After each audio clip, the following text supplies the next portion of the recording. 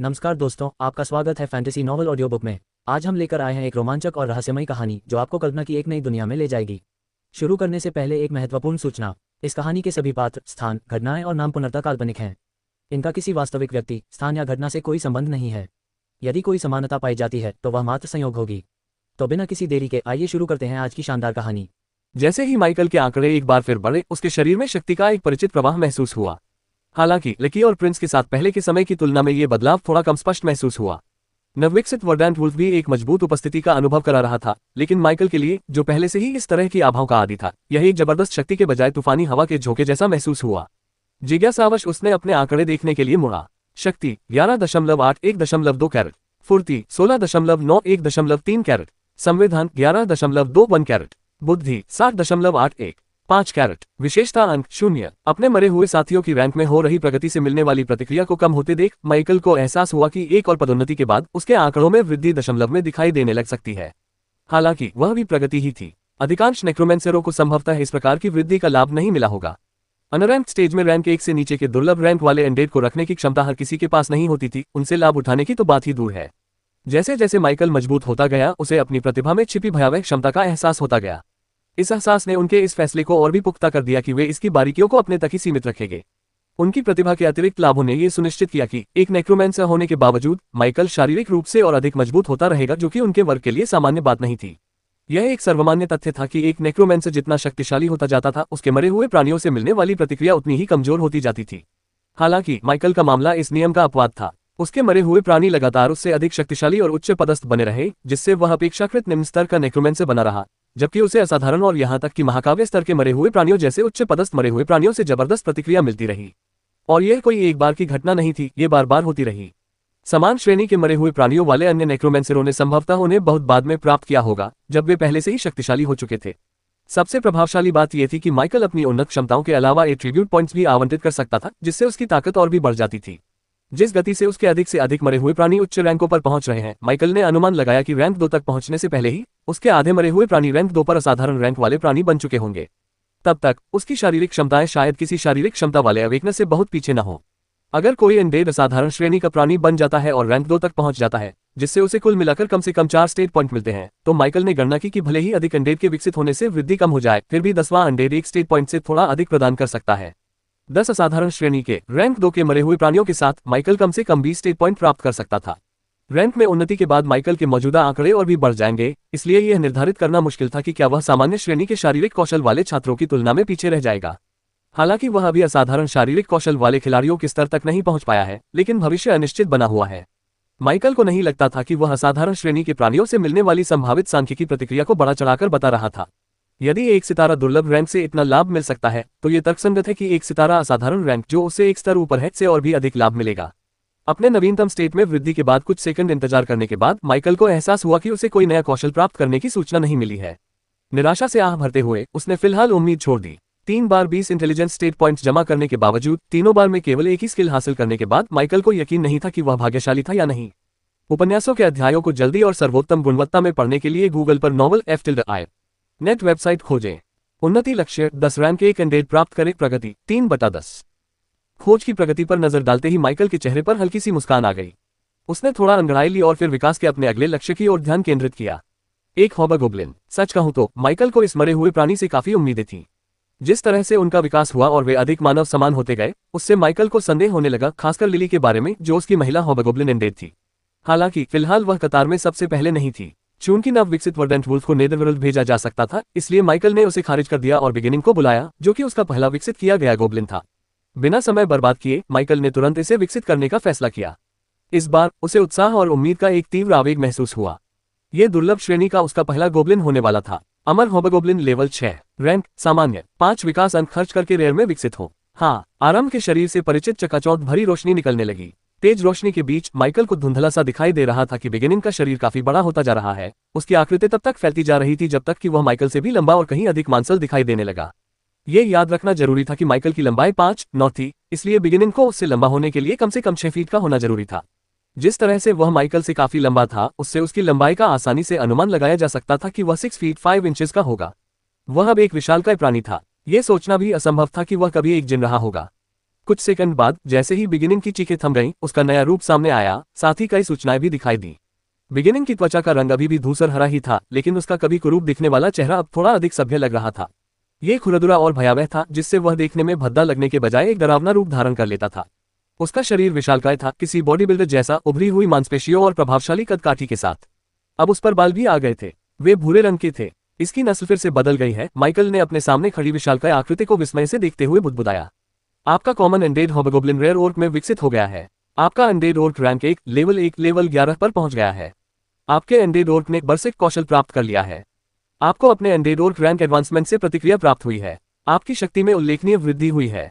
आपकी चपलता एजिलिटी बढ़ गई है। आपके संविधान के आंकड़े में उल्लेखनीय वृद्धि हुई है। आपकी बुद्धिमत्ता में मामूली वृद्धि हुई है। तारांकन तारांकन तारांकन तारांकन। शक्ति 12.31.5 कैरेट। फुर्ती 17.91.0 कैरेट। साम्राज्य संविधान 13.22 कैरेट। बुद्धि 61.70 कैरेट। विशेषता अंक 0। उसके आंकड़ों में जिस तरह से वृद्धि हुई थी, उससे माइकल आसानी से यह अनुमान लगा सकता था कि उसका नया अनडेड, या यूं कहें कि वो किस चीज में माहिर था। एक तो उनकी ताकत उल्लेखनीय थी। उसकी ताकत पहले से ही इतनी अधिक होने के बावजूद उसकी शक्ति में 1.5 अंक की वृद्धि हुई थी, जो उसके स्तर पर एक महत्वपूर्ण वृद्धि थी। इसके बाद संविधान का विषय आया। यह वृद्धि और भी आश्चर्यजनक थी, पूरे 2 अंक की। यह प्रजाति स्पष्ट रूप से तिलचिट्टों की तरह बनी थी, मजबूत और जिसे मारना मुश्किल था। माइकल प्रभावित हुए बिना नहीं रह सका। वह यह नहीं मानता था कि ओर्क्स वर्डेंट वुल्फ्स से बेहतर थे, लेकिन यह स्पष्ट था कि भेड़िए कुल मिलाकर अधिक संतुलित थे, जबकि ओर्क्स कच्ची ताकत और सहनशक्ति में उत्कृष्ट थे। हालांकि इस मरे हुए प्राणी में कुछ गड़बड़ थी। इसमें एक प्रजनन अंग था। जैसे ही माइकल ने इसे देखा, उसने बिना किसी झिझक के उस प्राणी को वापस पाताल लोक में भेज दिया।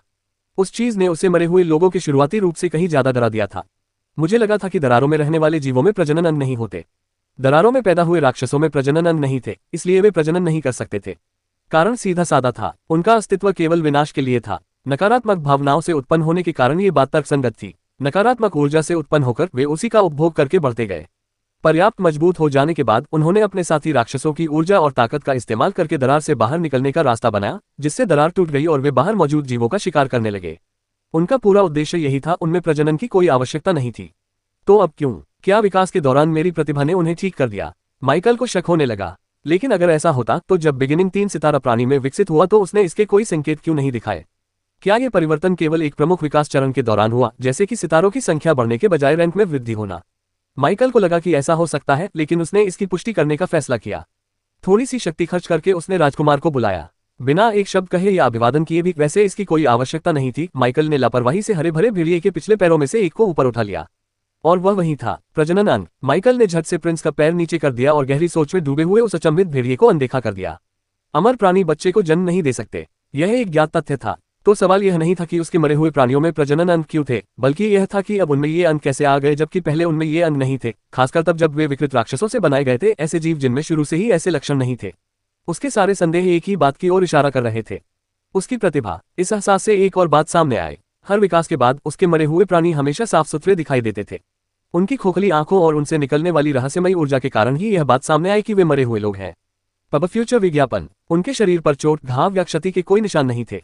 इससे एक और विचार उत्पन्न हुआ, अगर मुझे एक दिन अपूर्ण शरीर वाले किसी राक्षस से अनुबंध करना पड़े, शायद एक हाथ वाले जिनसे, तो क्या वह विकास के बाद ठीक हो जाएगा? इस विचार से माइकल को रोमांच का अनुभव हुआ। आमतौर पर एक प्रभावी अनडेड बनाने के लिए शव का अपेक्षाकृत अक्षुण्ण होना आवश्यक था। एक बुरी तरह से क्षतिग्रस्त शव, जैसे कि जिसका एक पैर या अन्य महत्वपूर्ण अंग गायब हो, को अधिकांश जादूगरों द्वारा अक्सर बेकार या केवल आंशिक रूप से उपयोगी माना जाता था। ऐसे मामलों में शव को या तो फेंक दिया जाता था या उसका पुनः उपयोग किया जाता था, खासकर अगर उसमें अन्य उपयोगी विशेषताएं हों। लेकिन अगर उसकी प्रतिभा ने विकास के दौरान वास्तव में एक मरे हुए प्राणी के शरीर को परिपूर्ण बना दिया, तो पर्याप्त विकास अंक होने पर एक कटा हुआ सिर भी पूरी तरह से एक नया शरीर विकसित कर सकता है। इस विचार से उसके शरीर में सिहरन दौड़ गई। अगर यह सच होता तो उनकी प्रतिभा न केवल असाधारण थी, बल्कि क्रांतिकारी भी थी। क्या ये वाकई कोई प्रतिभा है? माइकल ने धीरे से कहा। उसकी उत्तेजना विस्मय में बदल गई। माइकल के लिए निश्चित रूप से यह जानना असंभव था, क्योंकि फोरम ने उसे इस तरह की उन्नत जानकारी तक पहुंच से वंचित कर दिया था। हमेशा की तरह वह केवल धीरे धीरे ही आगे बढ़ सकता था। हालांकि अगर उसका अनुमान सही था और उसकी प्रतिभा किसी शव की स्थिति में सुधार करने के लिए शरीर के अंगों को पुनर्जीवित कर सकती थी, तो इसका मतलब था कि अब उसके पास मरे हुए लोगों को बनाने के लिए सामग्री के मामले में कहीं अधिक विकल्प थे। लेकिन हर चीज की कोई न कोई कीमत तो चुकानी ही पड़ती है। हो सकता है कि आवश्यक विकास अंक दोगुने हो जाएं, या कोई और लागत हो सकती है जिसके बारे में उसने सोचा ही न हो। जहां तक इस सिद्धांत को अपने मौजूदा विकसित मरे हुए प्राणियों में से किसी एक के साथ परीक्षण करने की बात है, माइकल अभी तक इस जोखिम को उठाने के लिए इतना बेताब नहीं था कि उसे इसका जवाब मिल सके। आगे बढ़ने और अधिक अनुबंध प्राप्त करने के बाद वह हमेशा प्रयोग कर सकता था। मेरी प्रतिभा वाकई अद्भुत है। इसके बारे में अभी बहुत कुछ समझना बाकी है। इसकी उपयोगिता के बावजूद माइकल ने अपने मुख्य लक्ष्य को नहीं भुलाया था। शुरू से ही उसे शक था कि उसकी प्रतिभा सिर्फ मरे हुओं तक ही सीमित नहीं है। यकीनन इसे अन्य चीजों पर भी इस्तेमाल करने का कोई न कोई तरीका जरूर होगा। उनकी प्रतिभा तभी सक्रिय हुई जब उन्होंने अनुबंध में एक स्थान भर दिया, और उस स्थान को भरने की कुंजी आत्माओं का जुड़ाव था। अपनी आत्मा से हर नए जुड़ाव के साथ न केवल उसकी प्रतिभा सक्रिय होती गई, बल्कि उसके दैनिक विकासन भी बढ़ते गए। शायद अगर वह इस आत्मिक संबंध को अन्य प्राणियों तक विस्तारित कर सके, जैसे कि जानवरों तक, जैसा कि बीस्ट चैमर्स ने किया था, तो वह केवल मरे हुए प्राणी के बजाय एक जीवित प्राणी को विकसित कर सकता है। आखिरकार अगर दूसरे लोग नेक्रोमैंस हुए बिना भी मरे हुए जैसे जीव बना सकते हैं, तो वह जानवरों को वश में क्यों नहीं कर सकता। हालांकि अपनी आत्मा को किसी जीवित जानवर से जोड़ने का तरीका फिलहाल माइकल की पहुंच से पूरी तरह बाहर था। शायद अकादमी इस क्षेत्र में कुछ मार्गदर्शन प्रदान कर सकती है, खासकर इसलिए क्योंकि ऐसा प्रतीत होता है कि उन्हें अनुष्ठानों के बारे में जानकारी है। पब फ्यूचर एड्स 3 महीने जल्द ही मैं आखिरकार अपनी जन्मभूमि को ठीक से एक्सप्लोर कर पाऊंगा। मुझे उम्मीद है कि यह मुझे आश्चर्यचकित करेगा। अपने विचारों को दबाते हुए माइकल ने अपना ध्यान सामने मौजूद कार्य पर केंद्रित किया। एक विचार के साथ माइकल ने पाताल लोक से मादा हॉबगोब्लिन लिली को बुलाया। अचेतन रूप से उसकी निगाहें उसके शरीर पर घूम गईं, लेकिन गलतफहमी न पालें, ये किसी संदिग्ध चीज के लिए नहीं था। माइकल केवल उसकी शारीरिक स्थिति का अवलोकन कर रहा था। फिलहाल वह एक किशोरी जैसी दिखती है, लेकिन बिगिनिंग के विकास को देखते हुए क्या वह भी उसी तरह विकसित होगी? उसे पहले से ही इसका जवाब पता था, लेकिन इसके बारे में सोचने से भी उसे ऐसा महसूस हुआ जैसे वह एक विकृत मानसिकता वाला व्यक्ति हो। लगता है कि न सिर्फ मालिक को कपड़ों की जरूरत है, बल्कि उसके मरे हुए साथियों को भी। बिगिनिंग का शरीर इतना विशाल है तो मुकों का इस्तेमाल करना बेकार होगा। मुझे शायद उसके लिए एक हथियार और सबसे जरूरी कपड़े लाने पड़ेंगे। माइकल ने आह भरी और असहज विचारों के बजाय व्यावहारिक बातों पर ध्यान केंद्रित करने की कोशिश की। उसने मन ही मन इसकी योजना बना ली थी, हालांकि उसके मन का एक हिस्सा चाहता था कि सुविधा के लिए वह अंधा ही हो जाए। वन भेड़ियों को छोड़कर, जिनके अंग उनके शरीर के नीचे बड़े करीने से छिपे हुए थे, उसके बाकी सभी मरे हुए प्राणी मानवाकार थे। ये तथ्य दिन प्रतिदिन चिंताजनक होता जा रहा था। हालांकि माइकल इस स्थिति से थोड़ा परेशान था, लेकिन उसने लिली को विकसित करने का संकल्प लिया। जैसे ही उसने विकास की पुष्टि की, उसने अपने विचारों के भंवर से खुद को विचलित करने की कोशिश करते हुए अपनी खोज की प्रगति पर एक त्वरित नजर डाली।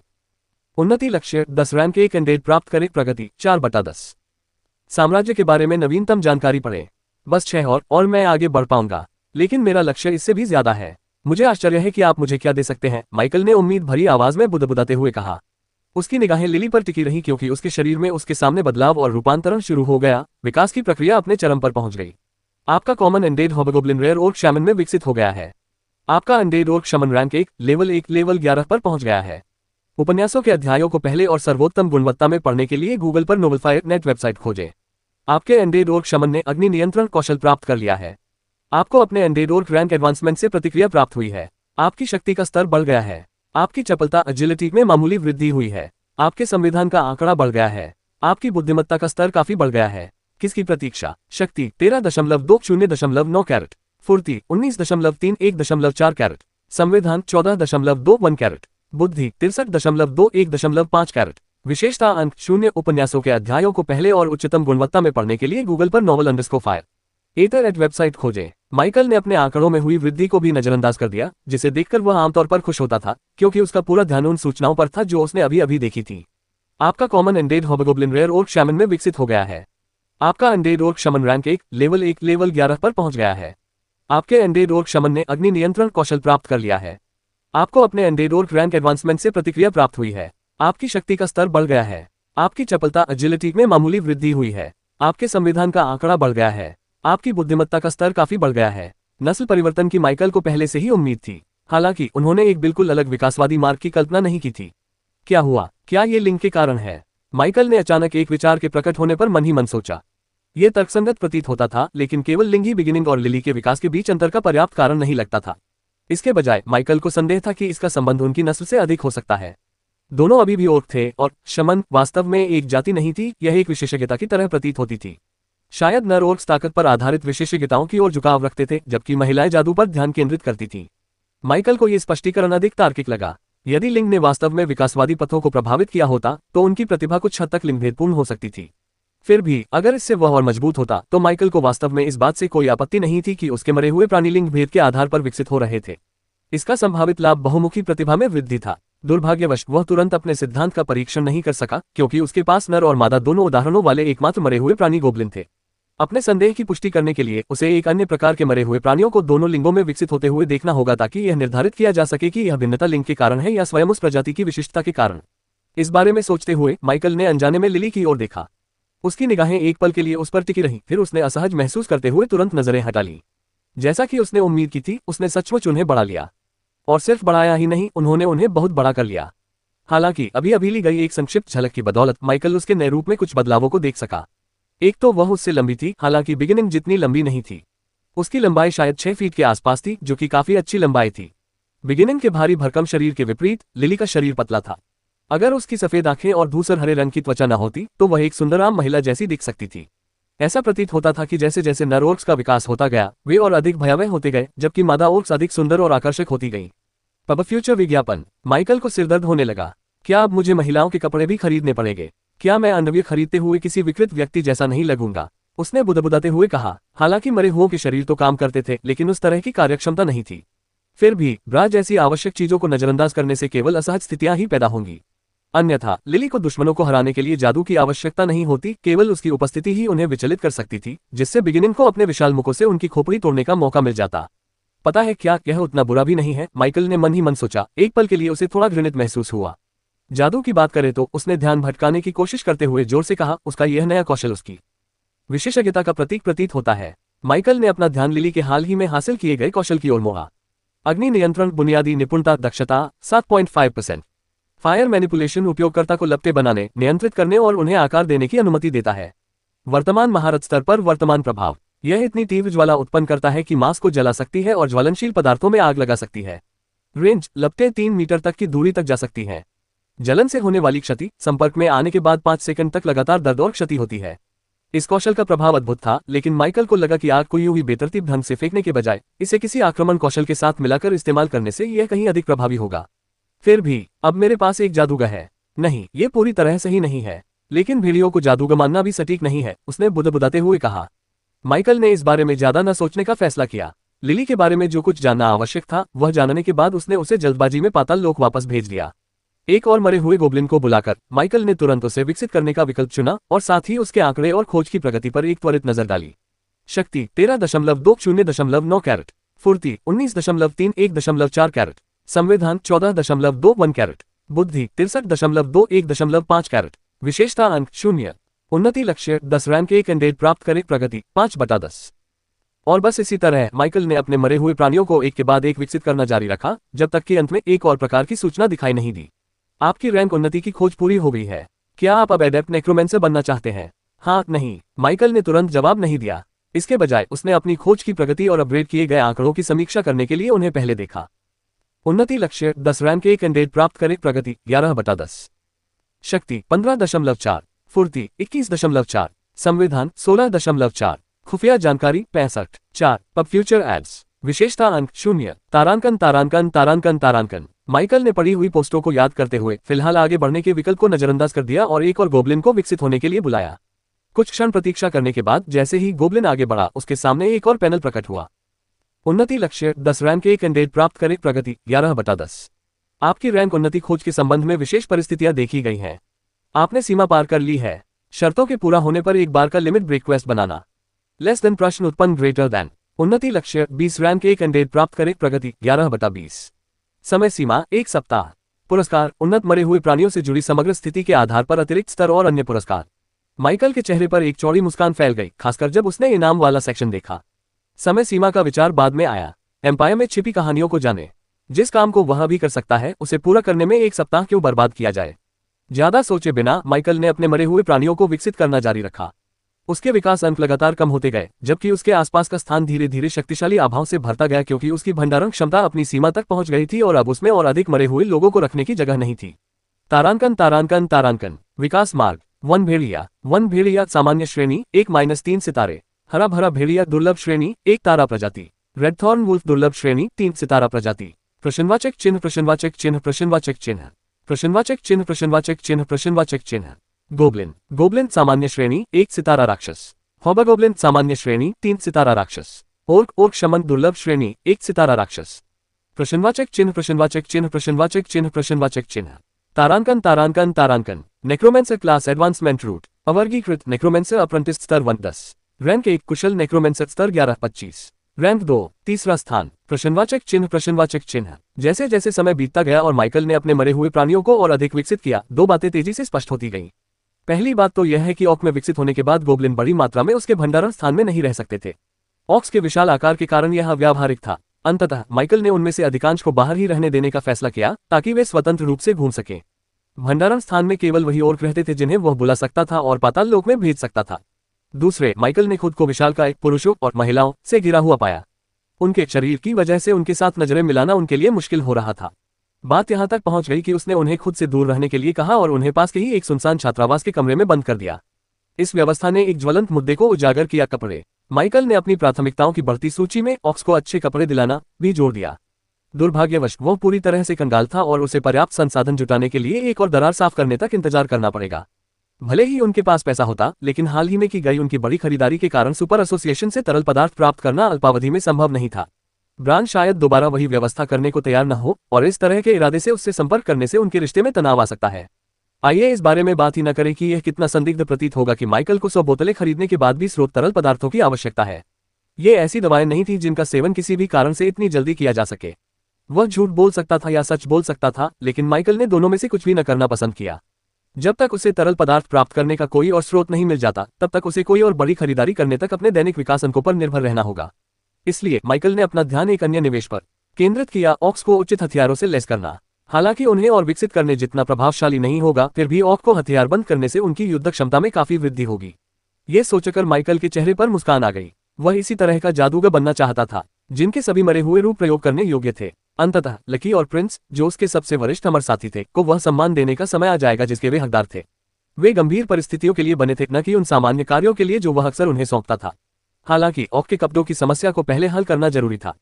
फिलहाल वह सामान्य कपड़ों से ही काम चला लेगा, जिन्हें वह अभी भी दर्जनों की संख्या में खरीद सकता है। इतने सारे गोब्लिन विकसित करने के बाद माइकल उन दो अंतिम मरे हुए प्राणियों के पास पहुंचा जिन्हें उसने जानबूझकर अंत के लिए बचाकर रखा था। काला बंदर। अमर काला वानर स्तर 11। रैंक सामान्य। अमर काला वानर स्तर 12। रैंक सामान्य। माइकल के लिए यह एक नए प्रकार का राक्षस था और उसकी आंखों में जिज्ञासा की झलक दिखाई दी। वह सोच रहा था कि 3 स्टार कॉमन रैंक और 1 स्टार रेयर रैंक पर उनका विकास रूप कैसा होगा। यदि परिणाम विशेष रूप से रोचक होता तो वह इन बंदरों के लिए अनुबंध में कुछ स्थान विशेष रूप से आरक्षित कर लेता। हालांकि माइकल को अपनी मरे हुए सैनिकों की सेना में मौजूद राक्षसों के विशिष्ट प्रकारों की ज्यादा चिंता नहीं थी, क्योंकि वे सभी उसके विकास बिंदुओं के माध्यम से शक्तिशाली बन जाएंगे। फिर भी वह विविधता के आकर्षण को नकार नहीं सका। एम्पायर के साथ अपडेट रहें। अपने और क्षमनों को देखने के बाद यह विचार उनके मन में और भी मजबूत हो गया। उसने हर भूमिका के लिए एक मरे हुए प्राणी की कल्पना करना शुरू कर दिया। उड़ने वाला, सवारी करने वाला, आक्रमण करने वाला, रक्षा करने वाला और भी बहुत कुछ। यही एक असली नेक्रोमेंसर का मार्ग था। वह हर काम में माहिर था और अपनी प्रतिभा के बल पर उन सभी कामों का उस्ताद भी था। ये सारे विचार उसके मन में घूम रहे थे, तभी माइकल ने अपना फैसला कर लिया। अब काले बंदरों के विकास का समय आ गया था। माइकल ने अपने इन 2 विकासों से पहले अपने अंतिम विकास के दौरान ये पाया कि वह एक साथ कई मरे हुए प्राणियों को विकसित कर सकता है। यह उसके लिए एक धीमी अनुभूति थी। अमर काला वानर स्तर 11। रैंक सामान्य। एक विकास बिंदु के लिए सामान्य में विकसित करें। तारांकन तारांकन तारांकन तारांकन। अमर काला वानर स्तर 12। रैंक सामान्य। एक विकास बिंदु के लिए सामान्य में विकसित करें। हाँ, दर्द भरी चीखों का वही जाना पहचाना कोरस एक बार फिर उस जगह पर गूंज उठा। हालांकि माइकल अपने मरे हुओं के प्रति क्रूर नहीं था और उन्हें महज औजार के रूप में नहीं देखता था, खासकर इसलिए क्योंकि वे अधिक बुद्धिमान होते जा रहे थे और व्यक्तिगत व्यक्तित्व विकसित कर रहे थे जिससे उन्हें अधिक जीवित होने का एहसास होता था। फिर भी विकास की प्रक्रिया के दौरान उनकी चीखों के प्रति वह सुनना महसूस करने से खुद को रोक नहीं सका। उसने यह बात कई बार सुन ली थी, लेकिन वह रुक नहीं सका और न ही उसने सोचा था कि उसके मरे हुए साथी एक ही विकास के लाभों का अनुभव करने के बाद उसे रुकने देना चाहेंगे। सभी ओर्क्स को उससे दूर के कमरों में नहीं भेजा गया था। कुछ लोग उसके कमरे के दरवाजे पर पहरा दे रहे थे, जबकि अन्य गलियारों में घूम रहे थे। इससे 2 उद्देश्य पूरे हुए। अपने अनुभव के आधार पर माइकल ने ये सीख लिया था कि अपने मरे हुए प्राणियों को जीवित रखना या उन्हें आदेशों का पालन करने देना उनकी बुद्धि को धीरे धीरे जागृत करने या विकसित करने में मदद करता है। उदाहरण के लिए, लकी को पाताल लोक से बाहर आने के बाद खुद को अधिक बुद्धिमान महसूस नहीं हुआ, लेकिन उसका व्यवहार इस तरह बदल गया जैसे वह जीवित हो, और जब उसने बाहर समय बिताया तो उसकी बुद्धि में वृद्धि हुई। माइकल अक्सर सोचता था कि वास्तव में अधोलोक क्या है। उपन्यासों के अध्यायों को पहले और उच्चतम गुणवत्ता में पढ़ने के लिए गूगल पर novelful.net वेबसाइट खोजें। क्या यह महज एक उपस्थान था, जैसे उसका भंडारण स्थान बासी? प्रिंस के मामले में भी यही बात लागू होती थी। बंदरों के क्षेत्र में स्थित लेवल 2 डायमेंशनल ट्रैक में लगभग पूरा दिन शिकार करने के बाद प्रिंस की बुद्धि में स्पष्ट रूप से वृद्धि हुई थी। अब उस अमर प्राणी को कार्य करने के लिए माइकल के सीधे आदेशों की आवश्यकता नहीं थी। वह बस जानता था कि उसे क्या करना है। इसे दूसरों के लिए एक फायदा या नुकसान के रूप में देखा जा सकता है, लेकिन माइकल के लिए यह फिलहाल एक सकारात्मक विकास था। बेशक कुछ घंटे बाहर बिताने से कोई खास वृद्धि नहीं हुई। फिलहाल जब उसके मरे हुए प्राणी बिना किसी गतिविधि के अधोलोक में बहुत अधिक समय बिताते थे तो उनकी बुद्धि ज्यादातर स्थिर ही रहती थी। खैर, अपने मरे हुए प्राणियों की बढ़ती बुद्धि के साथ माइकल ने हाल ही में उनमें से एक को उस समय कमरे में चुपके से झांकते हुए पकड़ा था जब वह दूसरे मरे हुए प्राणी को विकसित कर रहा था। उस मरे हुए प्राणी से अपने जुड़ाव के कारण माइकल ने कुछ ऐसा महसूस किया जिसकी उसने कभी कल्पना भी नहीं की थी कि वह किसी मृत प्राणी से महसूस कर सकता है। ईर्ष्या करना। जब माइकल इन बातों पर विचार कर रहा था तभी काले बंदरों का रूपांतरण अंततः समाप्त हो गया। वे अब भी लगभग 3 मीटर लंबे थे, बस पहले से थोड़े अधिक भारी भरकम हो गए थे। उनके शरीर का अधिकांश भाग काला ही रहा, उसमें हुए बदलाव सूक्ष्म थे। ये स्पष्ट था, केवल उनकी स्टार रेटिंग बढ़ी थी। बिना किसी झिझक के माइकल ने इसे फिर से विकसित करने का फैसला किया। अमर काला वानर स्तर 11, रैंक सामान्य, 5 एवोल्यूशन पॉइंट्स के लिए रेयर में विकसित करें। तारांकन तारांकन तारांकन तारांकन। अमर काला वानर स्तर 12, रैंक सामान्य, 5 एवोल्यूशन पॉइंट्स के लिए रेयर में विकसित करें। हाँ, और इसी के साथ माइकल फिर से इंतजार करने लगा। उत्साह और उम्मीद से उसकी धड़कनें तेज हो गईं। इस बार वह ये देखने के लिए उत्सुक नहीं था कि क्या काले बंदर की नस्ल में कोई बदलाव आएगा। वह इस बात का इंतजार कर रहा था कि जब वे रैंक 1 प्राणी बन जाएंगे तो क्या होगा, क्योंकि जब ऐसा होगा तो वे अकेले ऐसे प्राणी नहीं होंगे जो विकसित होंगे। माइकल भी आगे बढ़ेगा। ये बहुत करीबी मामला था, बहुत करीब। आपका कॉमन एंडेड ब्लैक एप अब रेयर ब्लू एप X2 में विकसित हो गया है। आपका नीला बंदर रैंक 1 लेवल 11 X2 पर पहुंच गया है। आपके नीले बंदर अनडेड ने बरसेक X2 कौशल प्राप्त कर लिया है। आपको अपने undead blue app rank advancement से प्रतिक्रिया प्राप्त हुई है। LX2, आपकी शक्ति का स्तर 2 गुना बढ़ गया है। आपकी चपलता एजिलिटी में वृद्धि हुई है। X2, आपकी संविधान क्षमता में वृद्धि हुई है। X2, आपकी बुद्धिमत्ता का स्तर 2 गुना बढ़ गया है। और बात यही खत्म नहीं हुई। जिस सूचना का माइकल बेसब्री से इंतजार कर रहा था वह आखिरकार आ गई। रैंक एडवांसमेंट क्वेस्ट पूरी हो गई है। रेटिंग, खोज। हालांकि यह पहली बार था जब माइकल को कोई मिशन मिला और उसने उसे पूरा किया, लेकिन उसे मिशन के बारे में बुनियादी बातें पता थी। यह उन पहली चीजों में से एक थी जिसके बारे में उसने पढ़ा था, क्योंकि उसे उम्मीद नहीं थी कि उसका शुरुआती स्थान बिल्कुल सुनसान जगह पर होगा। किसी मिशन के लिए 4 संभावित रेटिंग थी, सबसे कम से सबसे अधिक तक, औसत, उत्कृष्ट, असाधारण और उत्तम। रेटिंग के आधार पर पुरस्कार निर्धारित किया गया। फोरम के अनुसार अधिकांश मिशनों से अनुभव अंक मिलते थे, जबकि कुछ से सीधे लेवल अप मिलता था। उनके विशेष मिशन में अतिरिक्त स्तरों का उल्लेख था, इसलिए माइकल को घबराहट और उत्साह दोनों महसूस होना स्वाभाविक था। माइकल को नहीं पता था कि उसे क्या रेटिंग मिलेगी, लेकिन उसे उम्मीद थी कि यह रैंक 2 अवेकनर बनने की उसकी यात्रा में कुछ समय बचाने के लिए पर्याप्त होगी। उपन्यासों के अध्यायों को जल्दी और सर्वोत्तम गुणवत्ता में पढ़ने के लिए गूगल पर नोवेलफायर नेट वेबसाइट खोजें। उसने अपनी तरफ से पूरी कोशिश की थी। अब भाग्य को फैसला करने का समय आ गया था। सौभाग्यवश उन्हें ज्यादा इंतजार नहीं करना पड़ा। और परिणाम क्या रहे? परिणामों को देखकर माइकल उत्साह से कांप उठा। रैंक उन्नति खोज, प्रकार विशेष समय सीमित सीमा अवकाश, स्थिति पूर्ण, रेटिंग उत्तम। यह एकदम सही है, यह एकदम सही है, माइकल ने कांपती हुई आवाज में कहा। पैनलों का सिलसिला यही खत्म नहीं हुआ। एक और संदेश प्रकट हुआ। इस बार उसमें खोज का विस्तृत सारांश था। सारांश, औसत रेटिंग क्वेस्ट, लक्ष्य 1 सप्ताह में 20 रैंक 1 अंडेड प्राप्त करना, प्रगति 20/20। इनाम 1 लेवल अप, सभी स्टेट्स में जोड़ 3 एट्रीब्यूट पॉइंट। छिपा हुआ उत्कृष्ट रेटिंग खोज, पब फ्यूचर एड्स, लक्ष्य 5 दिनों में 20 रैंक 1 अंडेड प्राप्त करना, प्रगति 20/20। छिपी हुई आवश्यकता 10 3 स्टार कॉमन रैंक 1 अंडेड। इनाम 2 लेवल अप, सभी स्टेट्स में जोड़ 3 एट्रीब्यूट पॉइंट्स। छिपा हुआ असाधारण रेटिंग खोज, लक्ष्य 3 दिनों में 20 रैंक 1 अंडेड प्राप्त करना, प्रगति 20/20। छिपी हुई आवश्यकता 20 3 स्टार कॉमन रैंक या 5 रेयर रैंक 1 अंडेड। इनाम 4 लेवल अप, सभी स्टेट्स में जोड़ 5 एट्रीब्यूट पॉइंट्स, 1 रैंडम स्किल। छिपा हुआ परफेक्ट रेटिंग क्वेस्ट, लक्ष्य 1 दिन में 20 रैंक 1 अंडेड प्राप्त करना, प्रगति 20/20। छिपी हुई आवश्यकता 10 दुर्लभ रैंक 1 अंडेड। इनाम 4 लेवल अप, सभी स्टेट्स में जोड़ 8 एट्रीब्यूट पॉइंट्स, 3 रैंडम स्किल्स। औसत रेटिंग वाला मिशन मूल रूप से माइकल को मिले मिशन का मानक संस्करण था, जबकि उच्च रेटिंग वाले मिशन छिपे हुए थे। आखिरकार अगर जागृत लोगों को उच्च रेटिंग की आवश्यकताओं का पता होता तो क्या वे उसी के लिए लक्ष्य नहीं रखते? इससे किसी लक्ष्य को अपनी पूरी क्षमता से पूरा करने के प्रयास का पूरा उद्देश्य ही विफल हो जाएगा, जिसमें उससे यथासंभव अधिक से अधिक लाभ प्राप्त करने के तरीके खोजना भी शामिल था। यदि किसी ने उत्कृष्ट रेटिंग जैसी उच्च रेटिंग के साथ कोई कार्य पूरा किया है, तब भी वे केवल उस स्तर की आवश्यकताओं को ही देख पाएंगे। उनके द्वारा प्राप्त की गई रेटिंग से परे, जैसे कि परफेक्ट रेटिंग की आवश्यकताएं, छिपी रहेंगी। लेकिन यह अधिकांश जागृत व्यक्तियों के लिए कोई मुद्दा नहीं था। वे उस रेटिंग की आवश्यकताओं को क्यों जानना चाहेंगे जिसे उन्होंने हासिल नहीं किया, और पछतावा करने का जोखिम क्यों उठाएंगे? साथ ही सभी मिशनों में परफेक्ट रेटिंग का विकल्प भी उपलब्ध नहीं था। माइकल ने फोरम पर इसका एक उदाहरण देखा था। यह एक शुरुआती स्तर का मिशन था जो कई नए अवेकनर को मिलता था यदि वे सभ्यता के पास शुरुआत करते थे स्थानीय रसोइयों के लिए शिकार करना। इस मामले में लक्ष्य खरगोश जैसे निम्न स्तर के राक्षस होंगे। खरगोश के शिकार के लिए परफेक्ट रेटिंग किस तरह की हो सकती है?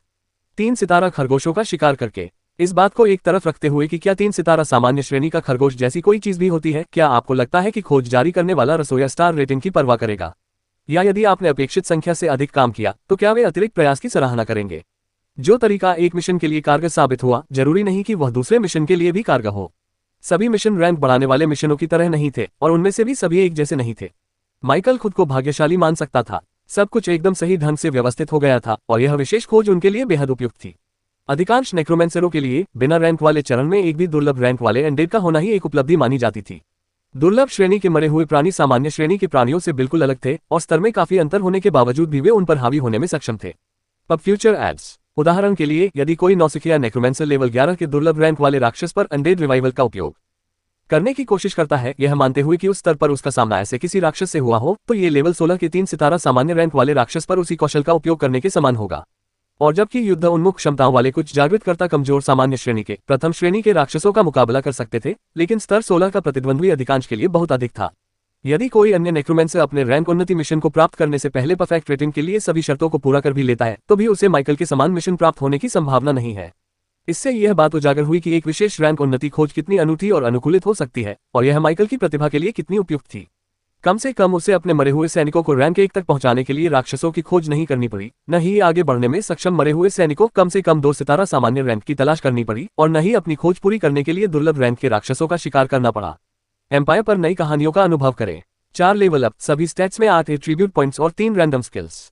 माइकल इससे ज्यादा खुश नहीं हो सकता था। पहले पुरस्कार से ही उन्हें अपार संतुष्टि मिली। आगे बढ़ने से वह लेवल 11 का नेक्रोमेंसर बन जाएगा और 4 तत्काल लेवल अप उसे लेवल 15 तक पहुंचा देंगे।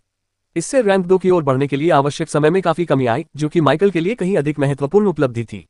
फिर विशेषता संबंधी अंक थे। सभी 4 स्टैट में 8 एट्रीब्यूट पॉइंट प्राप्त करना 4 बार लेवल अप करने और एक ही स्टैट में भारी निवेश करने के बराबर था। पिछले 4 लेवल अप के साथ मिलाकर ऐसा लगा जैसे कुल मिलाकर 8 बार लेवल अप किया हो। सही तौर पर 8 एट्रीब्यूट पॉइंट्स बेहतर इनाम लग रहे थे, लेकिन माइकल के लिए तत्काल लेवल अप अधिक महत्वपूर्ण थे क्योंकि उनके दिमाग में एक स्पष्ट लक्ष्य था।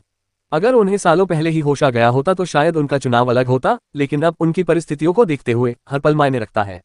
बेशक इससे भी अच्छी बात यह थी कि उसे चुनाव नहीं करना पड़ा, उसे दोनों पुरस्कार मिल रहे थे और पिछले 2 पुरस्कारों की तरह तीसरे पुरस्कार के मूल्य में भी कोई कमी नहीं आई। 3 यादृच्छिक कौशल। हालांकि ये घटनाएं आकस्मिक थीं, लेकिन इन्होंने माइकल को अपने कौशल को बढ़ाने का एक अविश्वसनीय अवसर प्रदान किया, विशेष रूप से जादुई क्षमताओं के मामले में। उसके पास सीधे तौर पर अपना बचाव करने के लिए उचित साधन नहीं थे और इस पुरस्कार में उस स्थिति को बदलने की क्षमता थी। दुर्भाग्यवश ये सभी पुरस्कार केवल आगे बढ़ने के बाद ही सक्रिय होंगे। ठंडी रात की हवा भी माइकल के उमंग भरे उत्साह को शांत करने में जरा भी सफल नहीं हुई। मिशन के सारांश पर एक नजर डालने के बाद उसकी नजर एक दूसरे पैनल पर पड़ी जो मिशन के सारांश के तुरंत बाद कुछ क्षणों के लिए दिखाई दिया था। क्या आप अब आगे बढ़ना चाहते हैं? माइकल को दोबारा पूछने की जरूरत नहीं पड़ी। आखिरकार वहां ही गया उनकी पहली पदोन्नति। माइकल ने लकी और प्रिंस को बुलाते हुए खुद को शांत करने की कोशिश की। ऐसा कहा जाता था कि पदोन्नति पाने वाला अवेकनर सबसे अधिक असुरक्षित अवस्था में होता था। अपने 2 सबसे शक्तिशाली साथियों लकी और प्रिंस के साथ होने से उसे सुरक्षा का एहसास होता था। अपनी सारी तैयारियां पूरी करने के बाद माइकल ने गहरी सांस ली। वह तैयार था। हाँ, तारांकन तारांकन तारांकन तारांकन तारांकन तारांकन तारांकन। प्रतिभा अनंत विकास। विकास अंक 165। अवेकनर के रूप में रैंक 1 तक पहुंचना जटिल नहीं था। माइकल ने फोरम पर जो पढ़ा था उसके अनुसार आगे बढ़ना एक शक्ति श्रृंखला को अनलॉक करने के समान था, जिससे व्यक्ति को और अधिक विकसित होने की अनुमति मिलती थी। जितनी अधिक जंजीरें खुलती गईं, या यूं कहें कि जितना अधिक व्यक्ति प्रगति करता गया उतना ही वह उच्चतर प्राणी बनने के करीब आता गया। आगे बढ़ने की तैयारी करते समय माइकल के शरीर में एक गर्म सनसनी दौड़ गई। उन्होंने पद्मासन में बैठकर स्वयं को स्थापित कर लिया था, जैसा कि उन्होंने पढ़े गए लेखों में सलाह दी थी। पदोन्नति की प्रक्रिया के दौरान बैठने या लेटने की सलाह दी गई थी क्योंकि इस दौरान कई चीजें हो सकती थीं। माइकल अक्सर सोचता था कि वे चीजें क्या हो सकती हैं, लेकिन अब जब वह खुद इसका अनुभव कर रहा था तो उसे समझ आ गया। गर्मी का एहसास धीरे धीरे बढ़ता गया, यहाँ तक कि ऐसा महसूस होने लगा जैसे गर्मी से उसका सिर फटने वाला हो। उसके शरीर से पसीना टपकने लगा, लेकिन वह विरोध में कराह भी नहीं सका। उसका शरीर सुस्त हो गया, इतना सुस्त कि उसके विचार भी धीमे पड़ने लगे। उसके अंदर घबराहट उमड़ पड़ी क्योंकि उसने उस तीव्र अनुभूति का विरोध करने की कोशिश की, लेकिन यह व्यर्थ था। उसके शरीर ने उसका साथ छोड़ दिया और वह गहरी नींद में सो गया। लकी और प्रिंस, जो कमरे के विपरीत छोर पर अपने स्वामी के दोनों ओर खड़े थे, अपने आसपास के वातावरण पर पैनी नजर रखे हुए थे। जब वह बैठा रहा तो उन्होंने उसे परेशान करने का कोई प्रयास नहीं किया। बेहोशी की हालत में होने के बावजूद उसकी सांसें स्थिर थीं। उनके लिए उनके स्वामी में कोई खामी नहीं थी, बल्कि उनकी इंद्रियों ने उन्हें इसके विपरीत संकेत दिए। उनके गुरु की आभा धीरे धीरे प्रबल होती जा रही थी। नकारात्मक ऊर्जा, वही सार जो उनके अस्तित्व को शक्ति प्रदान करता था, उनके चारों ओर बढ़ती मात्रा में एकत्रित होती प्रतीत हो रही थी। गुरु और आह्वानकर्ता के बीच का संबंध हर गुजरते पल के साथ गहराता गया और अधिक मूर्त होता गया। उनकी भोली बुद्धि के लिए उनका स्वामी बिल्कुल ठीक था। दरअसल प्रिंस का ध्यान दीवारों पर उगने वाली काई पर अधिक केंद्रित था। अपने बड़े भाई को इसे कई बार चबाते और फिर थूकते हुए देखकर उसने मान लिया कि दिखने में आकर्षक होने के बावजूद इसका स्वाद बहुत अच्छा नहीं होगा। दूसरी ओर लकी इसे एक और मौका देने पर गंभीरता से विचार कर रहा था, और इस प्रकार दोनों मरे हुए प्राणी चुपचाप खड़े रहे, काय का चिंतन करते रहे और अपने स्वामी की उन्नति के दौरान मौन निगरानी करते रहे। घंटे शांति से बीतते गए। सन्नाटे को तोड़ने वाली एकमात्र आवाज माइकल की लयबद्ध सांसों की हल्की आवाज थी। तारांकन तारांकन तारांकन तारांकन। उफ, क्या हुआ? माइकल ने शरीर को फैलाते हुए बुदबुदाया। उसे एक अजीब लेकिन स्फूर्तिदायक अनुभूति हो रही थी। उसे कुछ अलग सा महसूस हुआ। उसके शरीर में शक्ति का संचार हो रहा था और उसका दिमाग असाधारण रूप से तेज था, मानो वह बिना किसी प्रयास के एक साथ कई विचारों को संसाधित कर रहा हो। हाँ, मैंने अपना उन्नति लक्ष्य पूरा कर लिया है। और अपने आसपास के माहौल को देखते हुए उसकी आवाज धीमी हो गई। कमरा पहले से ज्यादा रोशन लग रहा था। भोर की हल्की रोशनी दरारों और छेदों से छनकर आ रही थी। चौंककर वह हड़बड़ी में खड़ा हो गया, लेकिन अप्रत्याशित बल के साथ ऊपर की ओर उछलते हुए उसका सिर ऊपर की छत से टकरा गया। धमाका! टक्कर से धूल का गुबार उठा और माइकल धड़ाम से जमीन पर गिर पड़ा। एम्पायर के साथ बने रहिए। उस आवाज से लकी और प्रिंस चौंक गए, जो सतर्कता से उसकी रखवाली कर रहे थे। दोनों उसकी तरफ दौड़े। हाँ, मैं आगे बढ़ गया, माइकल ने आखिरकार स्थिति को समझते हुए उत्साह से कहा। उसका उत्साह स्पष्ट रूप से झलक रहा था, हालांकि उसने अपनी नई मिली ताकत के प्रति सतर्क रहते हुए दोबारा हिलने की हिम्मत नहीं की।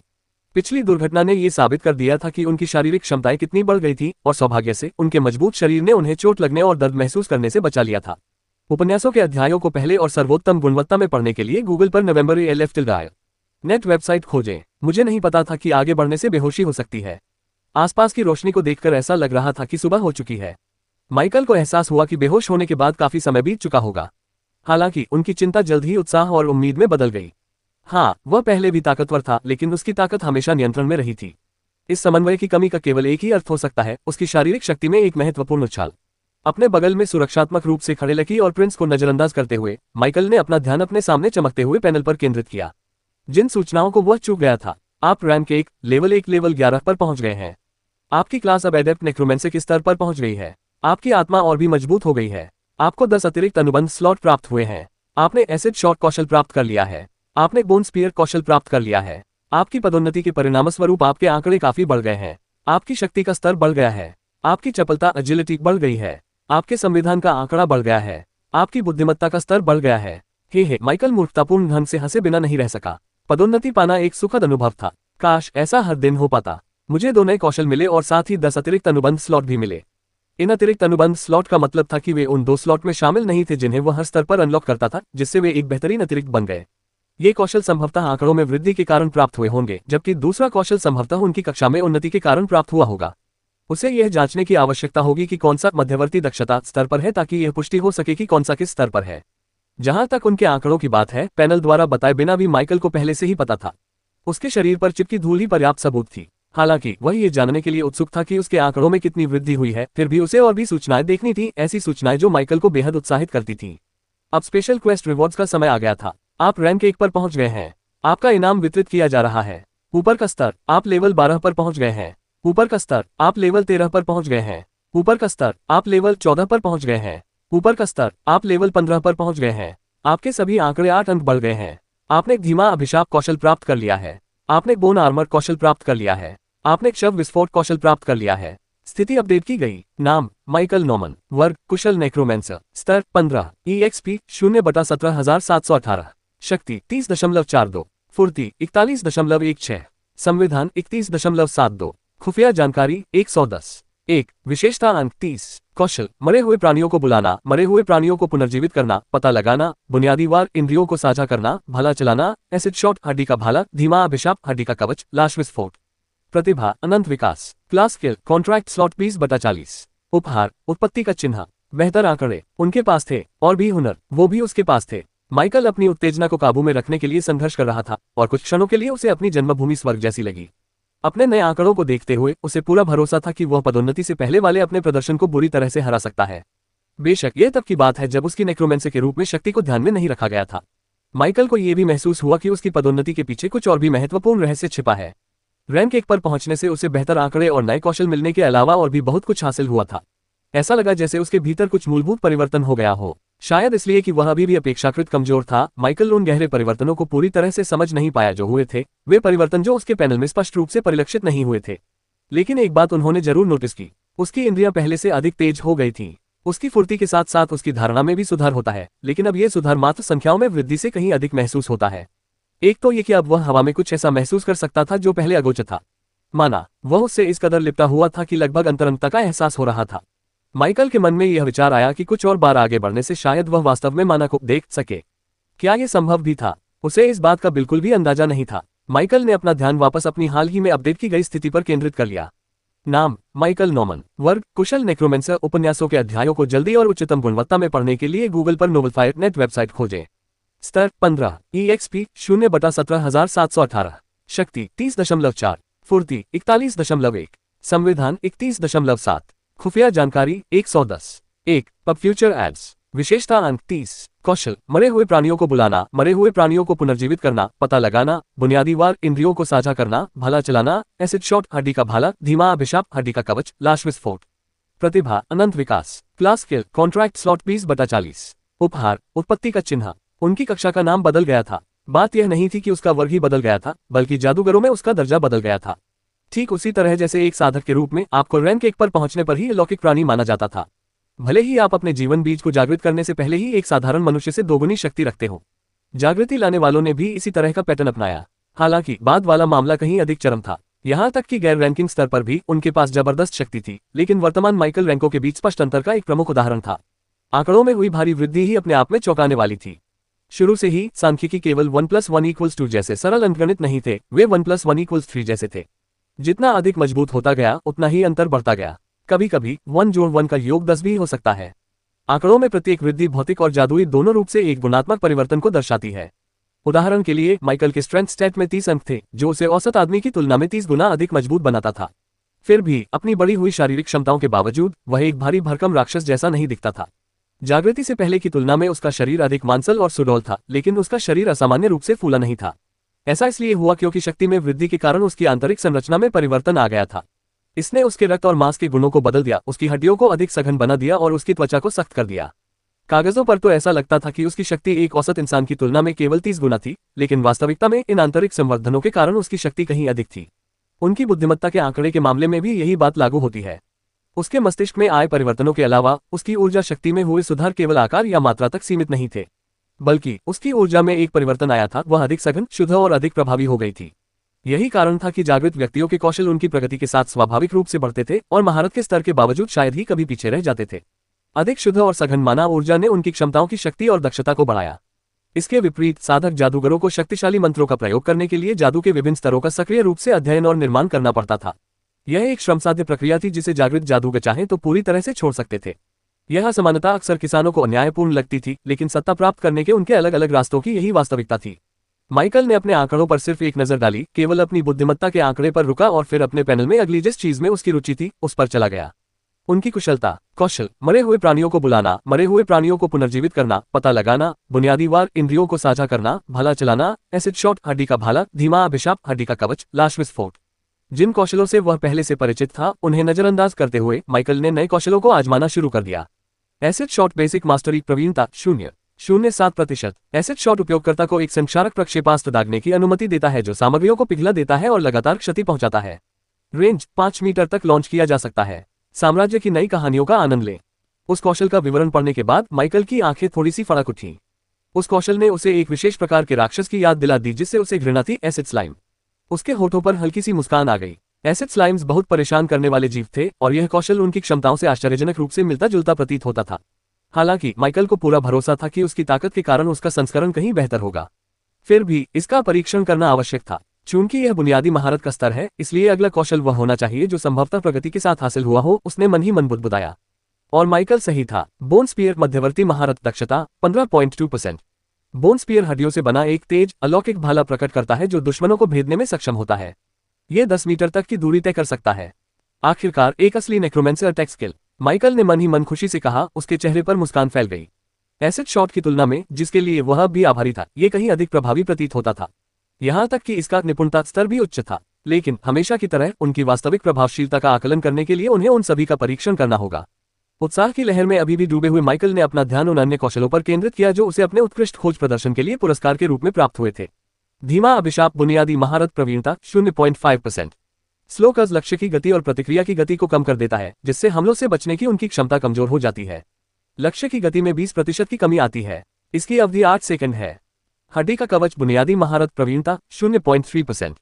बोन आर्मर पहनने वाले व्यक्ति के ऊपर हड्डी की एक सुरक्षात्मक परत बना देता है जो शारीरिक हमलों से होने वाले नुकसान को अवशोषित कर लेती है। शव विस्फोट बुनियादी महारत प्रवीणता 0.7%। कॉप्स एक्सप्लोजन पराजित शत्रु के अवशेषों को विस्फोटित कर देता है जिससे एक विनाशकारी क्षेत्रीय हमला होता है। विस्फोट का दायरा 4 मीटर। तीनों कौशल विविध थे और अपने अपने तरीके से उपयोगी थे। कम से कम एसिड शॉट की तुलना में माइकल को उनके बारे में कोई अजीबपन या झिझक महसूस नहीं हुई। उनकी व्यक्तिगत पसंदीदा क्षमताएं बोन सीरीज स्किल्स थीं, बोन स्पीयर और बोन आर्मर।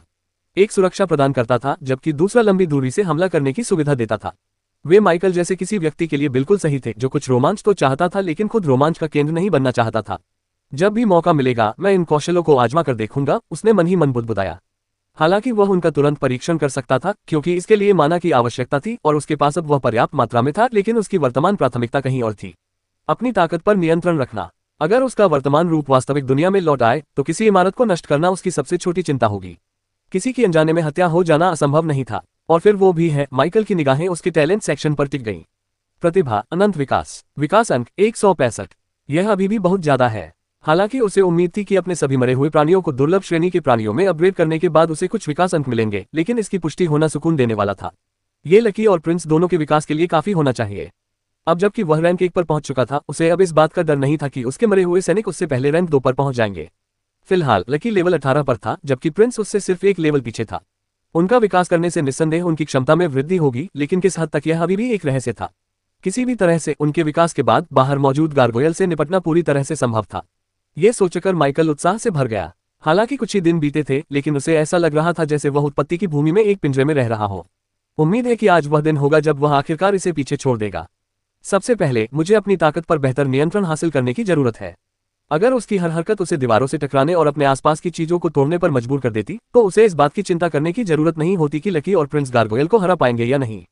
अब फ्यूचर एड्स। इसके बजाय उसकी सबसे बड़ी चिंता ये होगी कि कहीं वह गलती से खुद को सीधे राक्षस के जबड़ों में न पहुंचा दे। माइकल धीरे धीरे जमीन की ओर मुड़ा और पुशअप्स की एक श्रृंखला शुरू कर दी। जानबूझकर कछुए की गति से आगे बढ़ रहा था ताकि वह फर्श से उछल न जाए। प्रत्येक अभ्यास को मापा गया जिससे उसे अपनी नई ताकत के अनुकूल होने का समय मिल सके। कुछ मिनटों तक एक स्थिर लय प्राप्त करने के बाद उन्होंने अन्य अभ्यासों की ओर रुख किया जिसमें पूरे शरीर पर नियंत्रण पर ध्यान केंद्रित किया गया। अंततः उसने अपना भाला निकाला जिसका उद्देश्य अपने संतुलन और नियंत्रण को और अधिक निखारना था। हथियार के साथ प्रशिक्षण लेने से न केवल उसका समन्वय सुधरेगा बल्कि भाला चलाने में उसकी दक्षता भी बढ़ेगी। नोट: पहले स्टेटस पैनल में इस कौशल को शामिल करना भूल गया था, अब जोड़ दिया गया है। मेरी गलती। इस तरह 2 घंटे बीत गए और पहले जो धुंधला सा वातावरण था वह काफी रोशन हो गया था। माइकल का शरीर पसीने से तरबतर था, लेकिन जागृति से पहले की तुलना में उसे अपनी गतिविधियों के साथ एक नया जुड़ाव महसूस हो रहा था। शरीर पर उसका नियंत्रण वापस आ गया था। अरे, उसके जैसा ताकतवर आदमी अभी भी पसीना क्यों बहा रहा था? खैर, इतने दबाव में तो देवता भी पसीना बहा देंगे। एम्पायर में छिपी कहानियों को जाने। हाँ, माइकल हौंकते हुए अपने लगभग टूटे हुए भाले को वापस अपने भंडारण स्थान पर ले गया। उसने अपनी ताकत को नियंत्रित करने और हथियार को नुकसान पहुंचाने से बचने की पूरी कोशिश की थी, लेकिन यह एक हारी हुई लड़ाई थी। साधारण सामग्रियों से बना ये भाला अब तक काफी हद तक टिका रहा था, लेकिन स्पष्ट रूप से अपनी सीमा तक पहुंच रहा था। इसमें कोई आश्चर्य की बात नहीं है कि उन्नति के बाद जागृत व्यक्ति को पीछे हटने की सलाह दी जाती है। उसने बुदबुदाते हुए कहा, अगर रैंक 1 का अनुभव ऐसा होता है तो रैंक 2 अवेकने का क्या हाल होगा, और उससे ऊपर वालों का? बाद में कल्टिवेटर उनसे मुकाबला कैसे कर पाते हैं? क्या उन्हें भी दिव्य कष्टों से गूंजना पड़ता है? उपन्यासों के अध्यायों को पहले और सर्वोत्तम गुणवत्ता में पढ़ने के लिए गूगल पर नॉवल F एथरएड वेबसाइट खोजें। जैसे जैसे माइकल शांत होता गया उसके मन में कई तरह के विचार कौंधने लगे। अपनी सांसों को स्थिर करते ही उसकी निगाहें तेज हो गईं। भाग्यशाली ये समय था। उसका मृत साथी उसके सामने प्रकट हुआ और आश्चर्य से अपना सिर झुका लिया। माइकल ने अपने सबसे शक्तिशाली मरे हुए प्राणियों का बारीकी से अध्ययन किया। कुछ ही दिन बीते थे, लेकिन उनके बीच का बंधन निर्विवाद था। अभी तक ये भावनात्मक लगाव में विकसित नहीं हुआ था, लेकिन लकी एक ऐसा प्राणी था जिस पर वह अपनी सुरक्षा के लिए भरोसा कर सकता था। माइकल भोला नहीं था। हो सकता है कि वह पृथ्वी पर अधिक समय तक जीवित न रहा हो या जीवन में अधिक अनुभव अर्जित न किया हो, लेकिन वह मूर्ख नहीं था। पृथ्वी पर मृत्यु अनगिनत तरीकों से आ सकती है, इसलिए एक जादुई दुनिया में खतरे निश्चित रूप से कई गुना बढ़ जाते होंगे।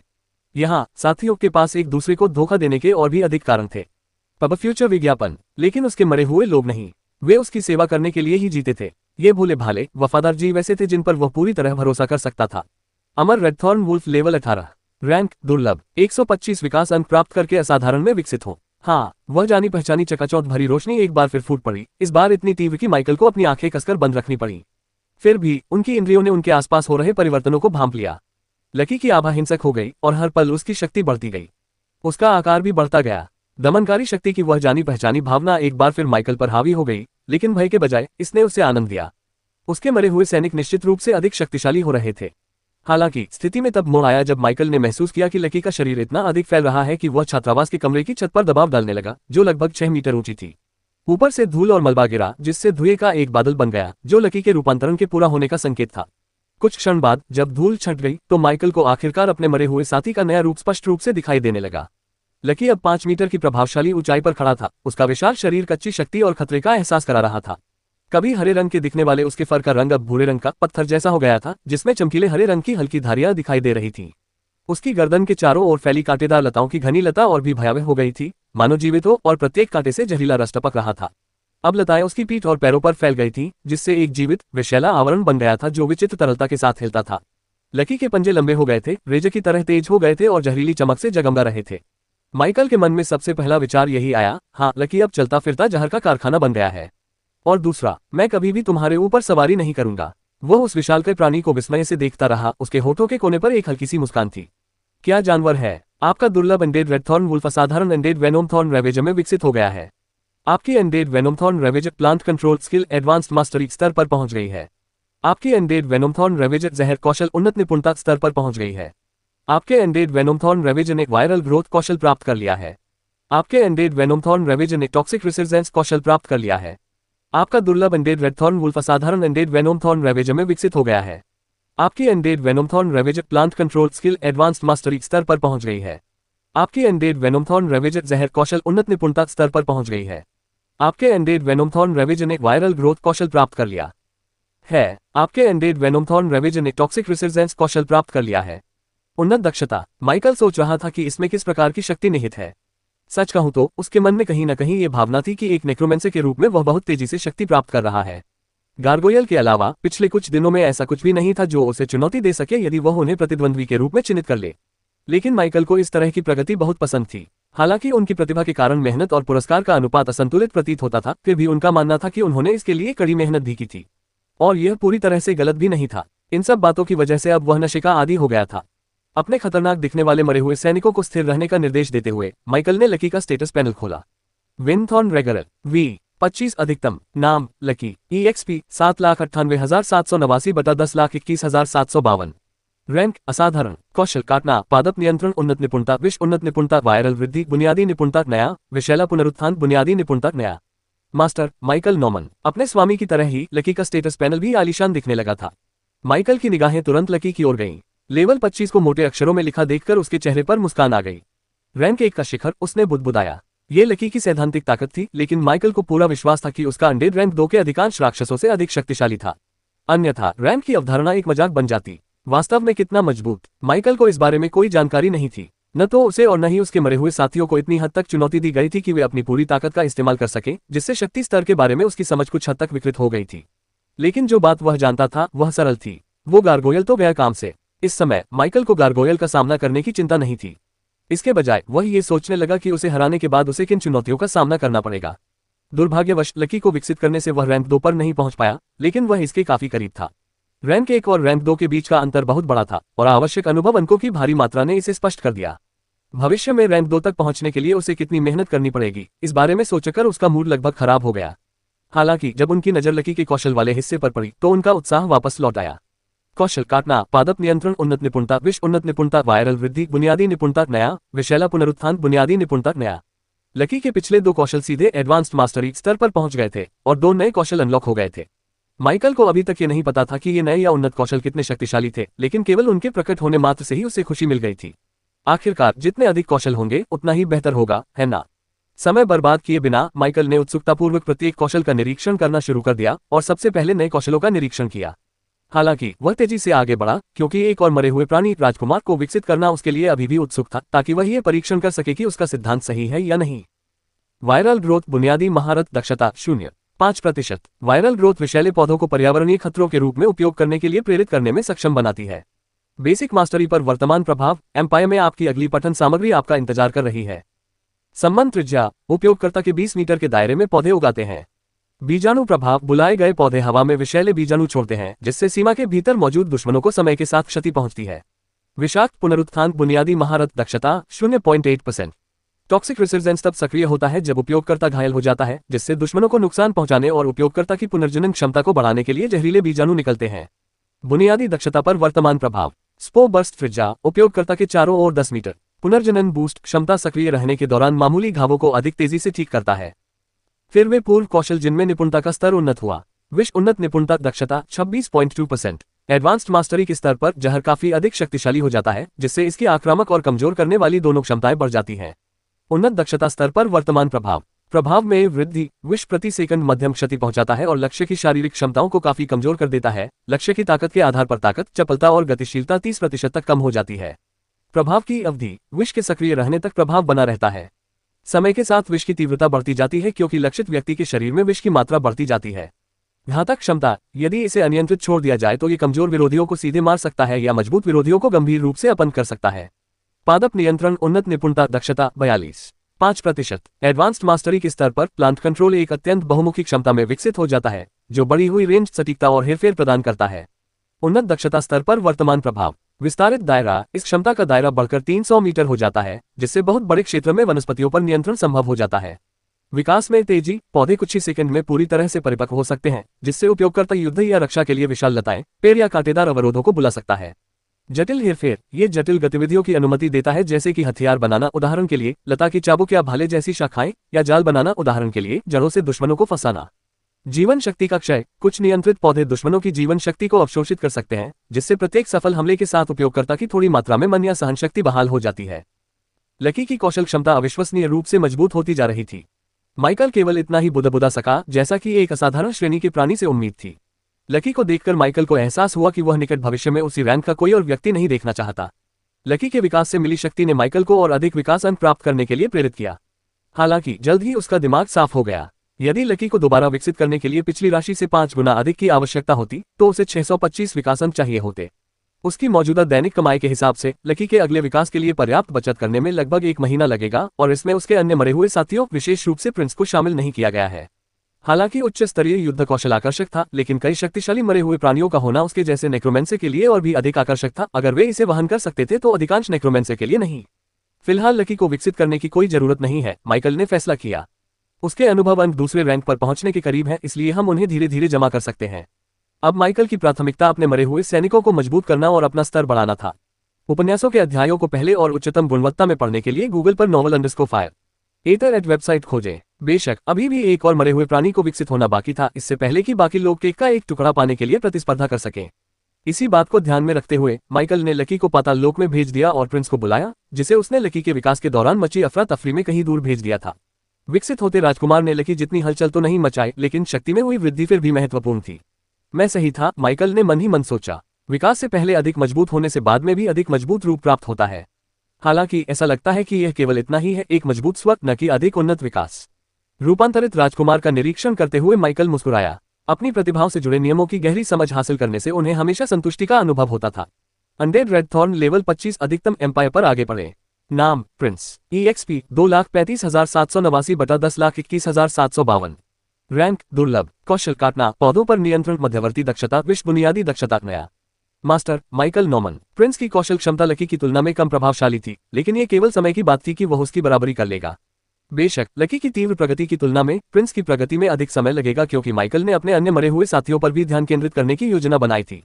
जैसे ही माइकल ने प्रिंस के पैनल पर पॉइजन स्किल पर नजर डाली, उसके चेहरे पर एक अजीब सा भाव उभर आया। ये सब इसी विकास से शुरू हुआ। पहले और दूसरे विकास के दौरान माइकल ने यह मान लिया था कि वन भेड़ियों के विकास का पूरा मार्ग प्रकृति के इर्द गिर्द घूमेगा, और हालांकि यह कुछ हद तक हुआ, लेकिन उस तरह से नहीं जैसा उसने शुरू में उम्मीद की थी। कभी प्रकृति से जुड़े रहने वाले जंगली भेड़िए अब जहर की थैलियों में बदल गए थे, और उनके विकास की दिशा को देखते हुए ये स्थिति और भी चरम पर पहुंचने वाली थी। हालांकि यह विडंबना मनोरंजक थी, लेकिन माइकल को अपने शस्त्रागार में ऐसे मरे हुए लोगों को रखने में कोई आपत्ति नहीं थी। असली चिंता तो बस यही थी कि कहीं वह खुद गलती से उनके जहर का शिकार न हो जाए। अब फ्यूचर एड्स। अब जबकि विकास की आवश्यकता वाले सभी मरे हुओं का निपटारा हो चुका था, माइकल ने जाने से पहले अपनी प्रतिभा पर आखिरी नजर डाली। अंततः ये देखने का समय आ गया था कि खंडहर और उत्पत्ति की भूमि में क्या क्या देखने को मिलता है। प्रतिभा अनंत, विकास अंक 15। माइकल ने निराश न होने की कोशिश की क्योंकि उसके विकास अंक 3 अंकों से घटकर 2 अंकों पर आ गए थे। हालांकि ये सोचते हुए कि इन बिंदुओं ने उसे कितनी ताकत दी है, वह इस बात से खुद को रोक नहीं सका कि अब तक किए गए उसके सभी बलिदान सार्थक थे। अंततः वह खर्च किए गए अंक हमेशा वापस पा सकता था। असली समस्या तो उसकी अपनी अधीरता थी। माइकल वापस उस सुनसान इमारत के निकास द्वार की ओर लौटा, जहां कुछ दिन पहले उसका सामना जिस गारगोयल से हुआ था, वह उसका इंतजार कर रहा था।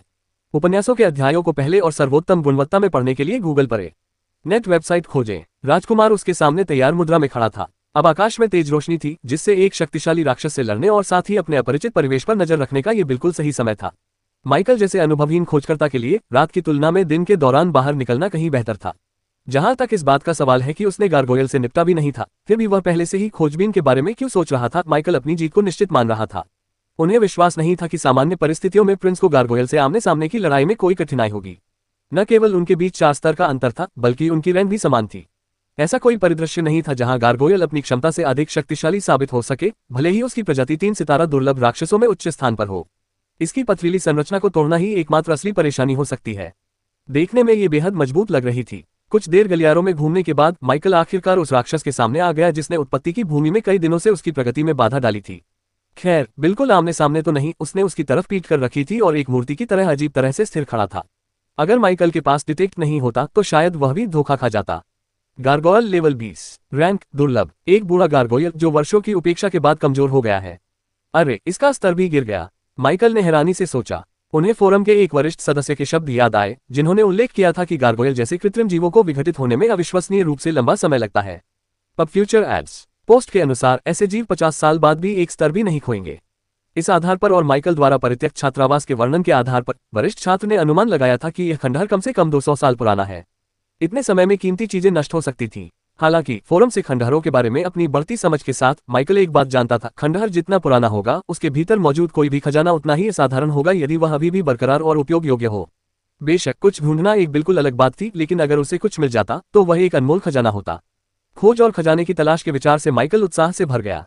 उसने मन ही मन राजकुमार को आगे बढ़ने का आदेश दिया, जबकि वह खुद पीछे हट गया और अपने प्रथम श्रेणी के मरे हुए प्राणी, एक हरे भरे भेड़िए को उसकी रक्षा के लिए बुलाया। तैयार होते ही माइकल ने हमला करने का आदेश दिया। राजकुमार पल भर में गायब हो गया। एप रीजन में लेवल 2 डायमेंशन ट्रैक में जितनी तेजी से वह चल रहा था, उससे भी तेज गति से चलने के बावजूद उसकी गति के साथ हवा का कोई हिंसक झोंका नहीं था। माइकल को इस विचित्र घटना का शायद ही कोई एहसास हुआ, क्योंकि उसका ध्यान तुरंत ही दूसरी ओर चला गया। जैसे ही राजकुमार गायब हुआ, एक तेज आवाज गूंजी, 2 भारी वस्तुओं के टकराने की आवाज, जिसके बाद एक और जोरदार धमाका हुआ। कोई चीज जमीन पर जोर से गिरी थी। माइकल ने तुरंत प्रिंस पर शेयर सेंसर्स को सक्रिय कर दिया ताकि वह समझ सके कि क्या हो रहा है। इतनी भयावह गति से लड़ी जा रही लड़ाई को अपनी आंखों से देखना उसके लिए असंभव था। सौभाग्य से प्रिंस 100 मीटर के दायरे में ही था, इसलिए ये कौशल पूरी तरह से कारगर साबित हुआ। माइकल का नजरिया बदलकर शेयर सेंसर्स की परिचित ब्लैक एंड व्हाइट दुनिया की ओर मुड़ गया। उसने देखा कि राजकुमार गारगोयल से कुछ मीटर की दूरी पर खड़ा था, जो जमीन पर गिरकर एक उथला गड्ढा बना चुका था। हैरानी की बात यह है कि प्रिंस उस गिरे हुए जीव के पास नहीं गया। माइकल को यह पूछने की जरूरत नहीं थी कि क्यों। गिरे हुए गारगोयल से थोड़ी ही दूरी पर एक ऊंची मीनार जैसी संरचना खड़ी थी। लेकिन जिस चीज ने माइकल के दिल की धड़कन तेज कर दी, वह टावर खुद नहीं था, बल्कि प्रवेश द्वार की रक्षा करने वाली 2 विशाल मूर्तियां थीं। प्रत्येक मूर्ति लगभग 4 मीटर ऊंची थी और गड्ढे में मौजूद गारगोयल से अजीबोगरीब समानता रखती थी, लेकिन एक स्पष्ट अंतर था, उनके पंख थे और वे पंख फैल रहे थे। #####। प्रिंस की दृष्टि के माध्यम से माइकल को अपने सामने मौजूद खतरे को पहचानने के लिए डिटेक्ट को सक्रिय करने की आवश्यकता नहीं थी। वे दोनों विशालकाय गारगोयल राजकुमार द्वारा अभी घात लगाकर किए गए हमले में मारे गए गारगोयल के बड़े और मजबूत भाई बहन जैसे दिख रहे थे। यह मान लेना सुरक्षित था कि वे उस व्यक्ति की तुलना में कहीं अधिक शक्तिशाली थे जिसने राजकुमार के हमले को आसानी से नाकाम कर दिया था। माइकल की सहज प्रवृत्ति तुरंत जागृत हो गई। उसने अपना हाथ आगे बढ़ाया और अपने सबसे शक्तिशाली मरे हुए प्राणी को बुलाने के लिए अनडेड समनिंग को सक्रिय किया। किस्मत अच्छी थी, परित्यक्त छात्रावास के निकास द्वार के पास का क्षेत्र विशाल था, इसलिए लकी को बुलाए जाने पर तंग महसूस होने का कोई खतरा नहीं था। एक विशालकाय भारी भरकम आकृति प्रकट हुई और तुरंत आसपास के वातावरण का जायजा लेने लगी। हालांकि लकी को यह नहीं पता था कि उसे किस चीज का सामना करना पड़ रहा है, लेकिन वह अपने बंधन के माध्यम से अपने स्वामी की तात्कालिकता को महसूस कर सकता था और कार्रवाई करने के लिए तैयार हो गया। लकी, जाओ राजकुमार की मदद करो, माइकल ने तीखे स्वर में आदेश दिया। लकी ने जरा भी संकोच नहीं किया। वह पूरी रफ्तार से बाहर निकलने की ओर भागा। प्रवेश द्वार उसके विशाल शरीर के लिए बहुत संकरा था, इसलिए उसने उसे चीरते हुए बाहर निकलने का रास्ता बनाया और अपने भारी शरीर के बल से उसने पूरी संरचना को ध्वस्त कर दिया। माइकल ने प्रिंस के साथ अपनी इंद्रियों को साझा किया और उसकी आंखों से स्थिति का अवलोकन किया। दोनों गार्गोयल पहले ही आसमान में उड़ चुके थे और जमीन से लगभग 7 मीटर ऊपर मंडरा रहे थे। उनके पंखों के फड़फड़ाने से हवा के शक्तिशाली झोंके उत्पन्न हुए जो हिंसक रूप से घूमते रहे। माइकल ने यह जानने की जहमत नहीं उठाई कि पत्थर से बने जीव कैसे उड़ सकते हैं। यह एक जादुई दुनिया थी जहां कुछ भी संभव था। दूसरी ओर राजकुमार को इस बात की बिल्कुल भी चिंता नहीं थी। यह उदासीनता के कारण नहीं था, बल्कि उनकी सीमित बुद्धि ऐसे विचारों को जन्म ही नहीं देती थी। राजकुमार को बस इतना पता था कि उसके स्वामी ने उसे छोटे गार्गोयल को मारने का आदेश दिया था और अब ये दो बड़े गार्गोयल बीच में दखल दे रहे थे। इसी वजह से वे एक दूसरे के दुश्मन बन गए थे। एक तेज चीख के साथ प्रिंस ने प्लांट कंट्रोल को सक्रिय कर दिया। जमीन से मोटी शक्तिशाली लताएं फूट पड़ी जो तेजी से बढ़ने लगी और हवा में उड़ रहे दो गार्गोयल की ओर बढ़ने लगी। जहां तक उस मूल गार्गोयल का सवाल है जिसे उसके स्वामी ने उसे मारने का आदेश दिया था, राजकुमार ने क्षण भर के लिए अपना ध्यान दूसरी ओर मोड़ दिया था। आपकी यात्रा एम्पायर में जारी है। ऐसा नहीं था कि वह भूल गया था, बल्कि उसकी सीमित बुद्धि के कारण वह एक समय में केवल एक ही काम पर ध्यान केंद्रित कर पाता था। प्रिंस के लिए दो नए और अधिक शक्तिशाली दुश्मन ही तात्कालिक खतरा थे। उसका लक्ष्य स्पष्ट था, पहले उन्हें नष्ट करना, फिर मूल लक्ष्य से निपटना। सिर्फ इसलिए कि प्रिंस को स्थिति से निपटने का तरीका नहीं पता था और वह अपनी सीमित बुद्धि के आधार पर काम कर रहा था, इसका मतलब यह नहीं था कि कोई ऐसा व्यक्ति नहीं था जो उसके लिए ये काम कर सकता था। जैसे ही माइकल ने लकी को बाहर भेजा, उसने तुरंत प्रिंस के कार्यों पर नियंत्रण कर लिया। हालांकि उसे ठीक से पता नहीं था कि वे दोनों गार्गोयल कितने शक्तिशाली थे, लेकिन उनसे निकलने वाला दबाव निर्विवाद था। जहां वह खड़ा था वहां से भी माइकल को यह महसूस हो रहा था कि वे प्रिंस से कहीं अधिक श्रेष्ठ थे। गार्गोयल के भीतर कुछ जागृत होता हुआ प्रतीत हो रहा था, यहां तक कि प्रिंस के ब्लैक एंड व्हाइट विजन में भी उनके आसपास के रंग अशुभ रूप से गहरे होते जा रहे थे। इतने निवेश के बाद अपने मरे हुए सैनिकों को खोना न चाहने के कारण माइकल ने तुरंत कार्रवाई की। जैसे ही राजकुमार ने जमीन से लताओं को बुलाया, पूरा इलाका मोटी और बड़ी लताओं से भर गया जो और भी तेजी से बढ़ने लगी। उन्होंने अपने लक्ष्यों को फंसाने के उद्देश्य से हवा में गोलियां चलाईं। लकी आ चुका था। माइकल द्वारा पूर्ण नियंत्रण हासिल करने के बाद प्रिंस की गतिविधियां बीच में ही रुक गईं। बैलें अपनी दिशा बदलने से पहले कुछ क्षणों के लिए हवा में ठहर गईं। सब कुछ इतनी तेजी से हो रहा था, फिर भी माइकल को लग रहा था कि उसका दिमाग तालमेल बिठाने के लिए बहुत ज्यादा मेहनत कर रहा है। हालांकि उसकी आंखें राक्षसों और उसके मरे हुए साथियों की तीव्र गतिविधियों पर नजर नहीं रख सकती थी, लेकिन उसकी उन्नत बुद्धि ने उसके दिमाग को वास्तविक समय में गणना करने और अनुकूलन करने की अनुमति दी। अपनी जागृति के बाद पहली बार माइकल को ऐसा महसूस हुआ कि वह वास्तव में एक नेक्रोमेंसर के रूप में लड़ रहा है, अपनी बेहतर बुद्धिमत्ता के कारण मिली गति और प्रसंस्करण शक्ति का लाभ उठा रहा है। उसने तुरंत दो आदेश जारी किए। पहला, लकी को हवा में उड़ रहे दो गार्गोयल से निपटने का आदेश, और दूसरा, प्रिंस को घायल लेवल 20 के गार्गोयल को ठीक होने और लड़ाई को जटिल बनाने से पहले ही खत्म करने का आदेश। मरे हुए लोग तुरंत हरकत में आ गए। प्रिंस की लताएं, जो शुरू में हवा की ओर लक्षित थीं, जमीन पर मौजूद गार्गोयल की ओर मुड़ गईं। उस प्राणी का शरीर दरारों से ढका हुआ था, लेकिन माइकल ने प्रिंस की दृष्टि से देखा कि वे धीरे धीरे ठीक हो रही थी। क्या ये पुनर्जीवित हो रहा है? ये किस तरह का राक्षस है? क्या ये पत्थर भी है? जब प्रिंस अपने निर्धारित लक्ष्य की ओर बढ़ा तो माइकल ने अपना ध्यान लकी पर केंद्रित कर लिया। अपनी शेयर सेंसर्स कौशल पर वर्तमान महारत के साथ वह एक समय में केवल दो मरे हुए प्राणियों से ही अपनी दृष्टि जोड़ सकता था, लेकिन इस परिदृश्य में ये पर्याप्त था। लकी की अपनी क्षमताओं पर महारत प्रिंस की तुलना में कहीं बेहतर थी। उसकी लताएं न केवल तेजी से बढ़ती थीं बल्कि मोटी, लंबी और अधिक टिकाऊ भी थीं। वे एक जीवंत जंगल की तरह आगे बढ़ रहे थे, आसमान में अविश्वसनीय गति से उड़ रहे दो गार्गोयल का पीछा कर रहे थे।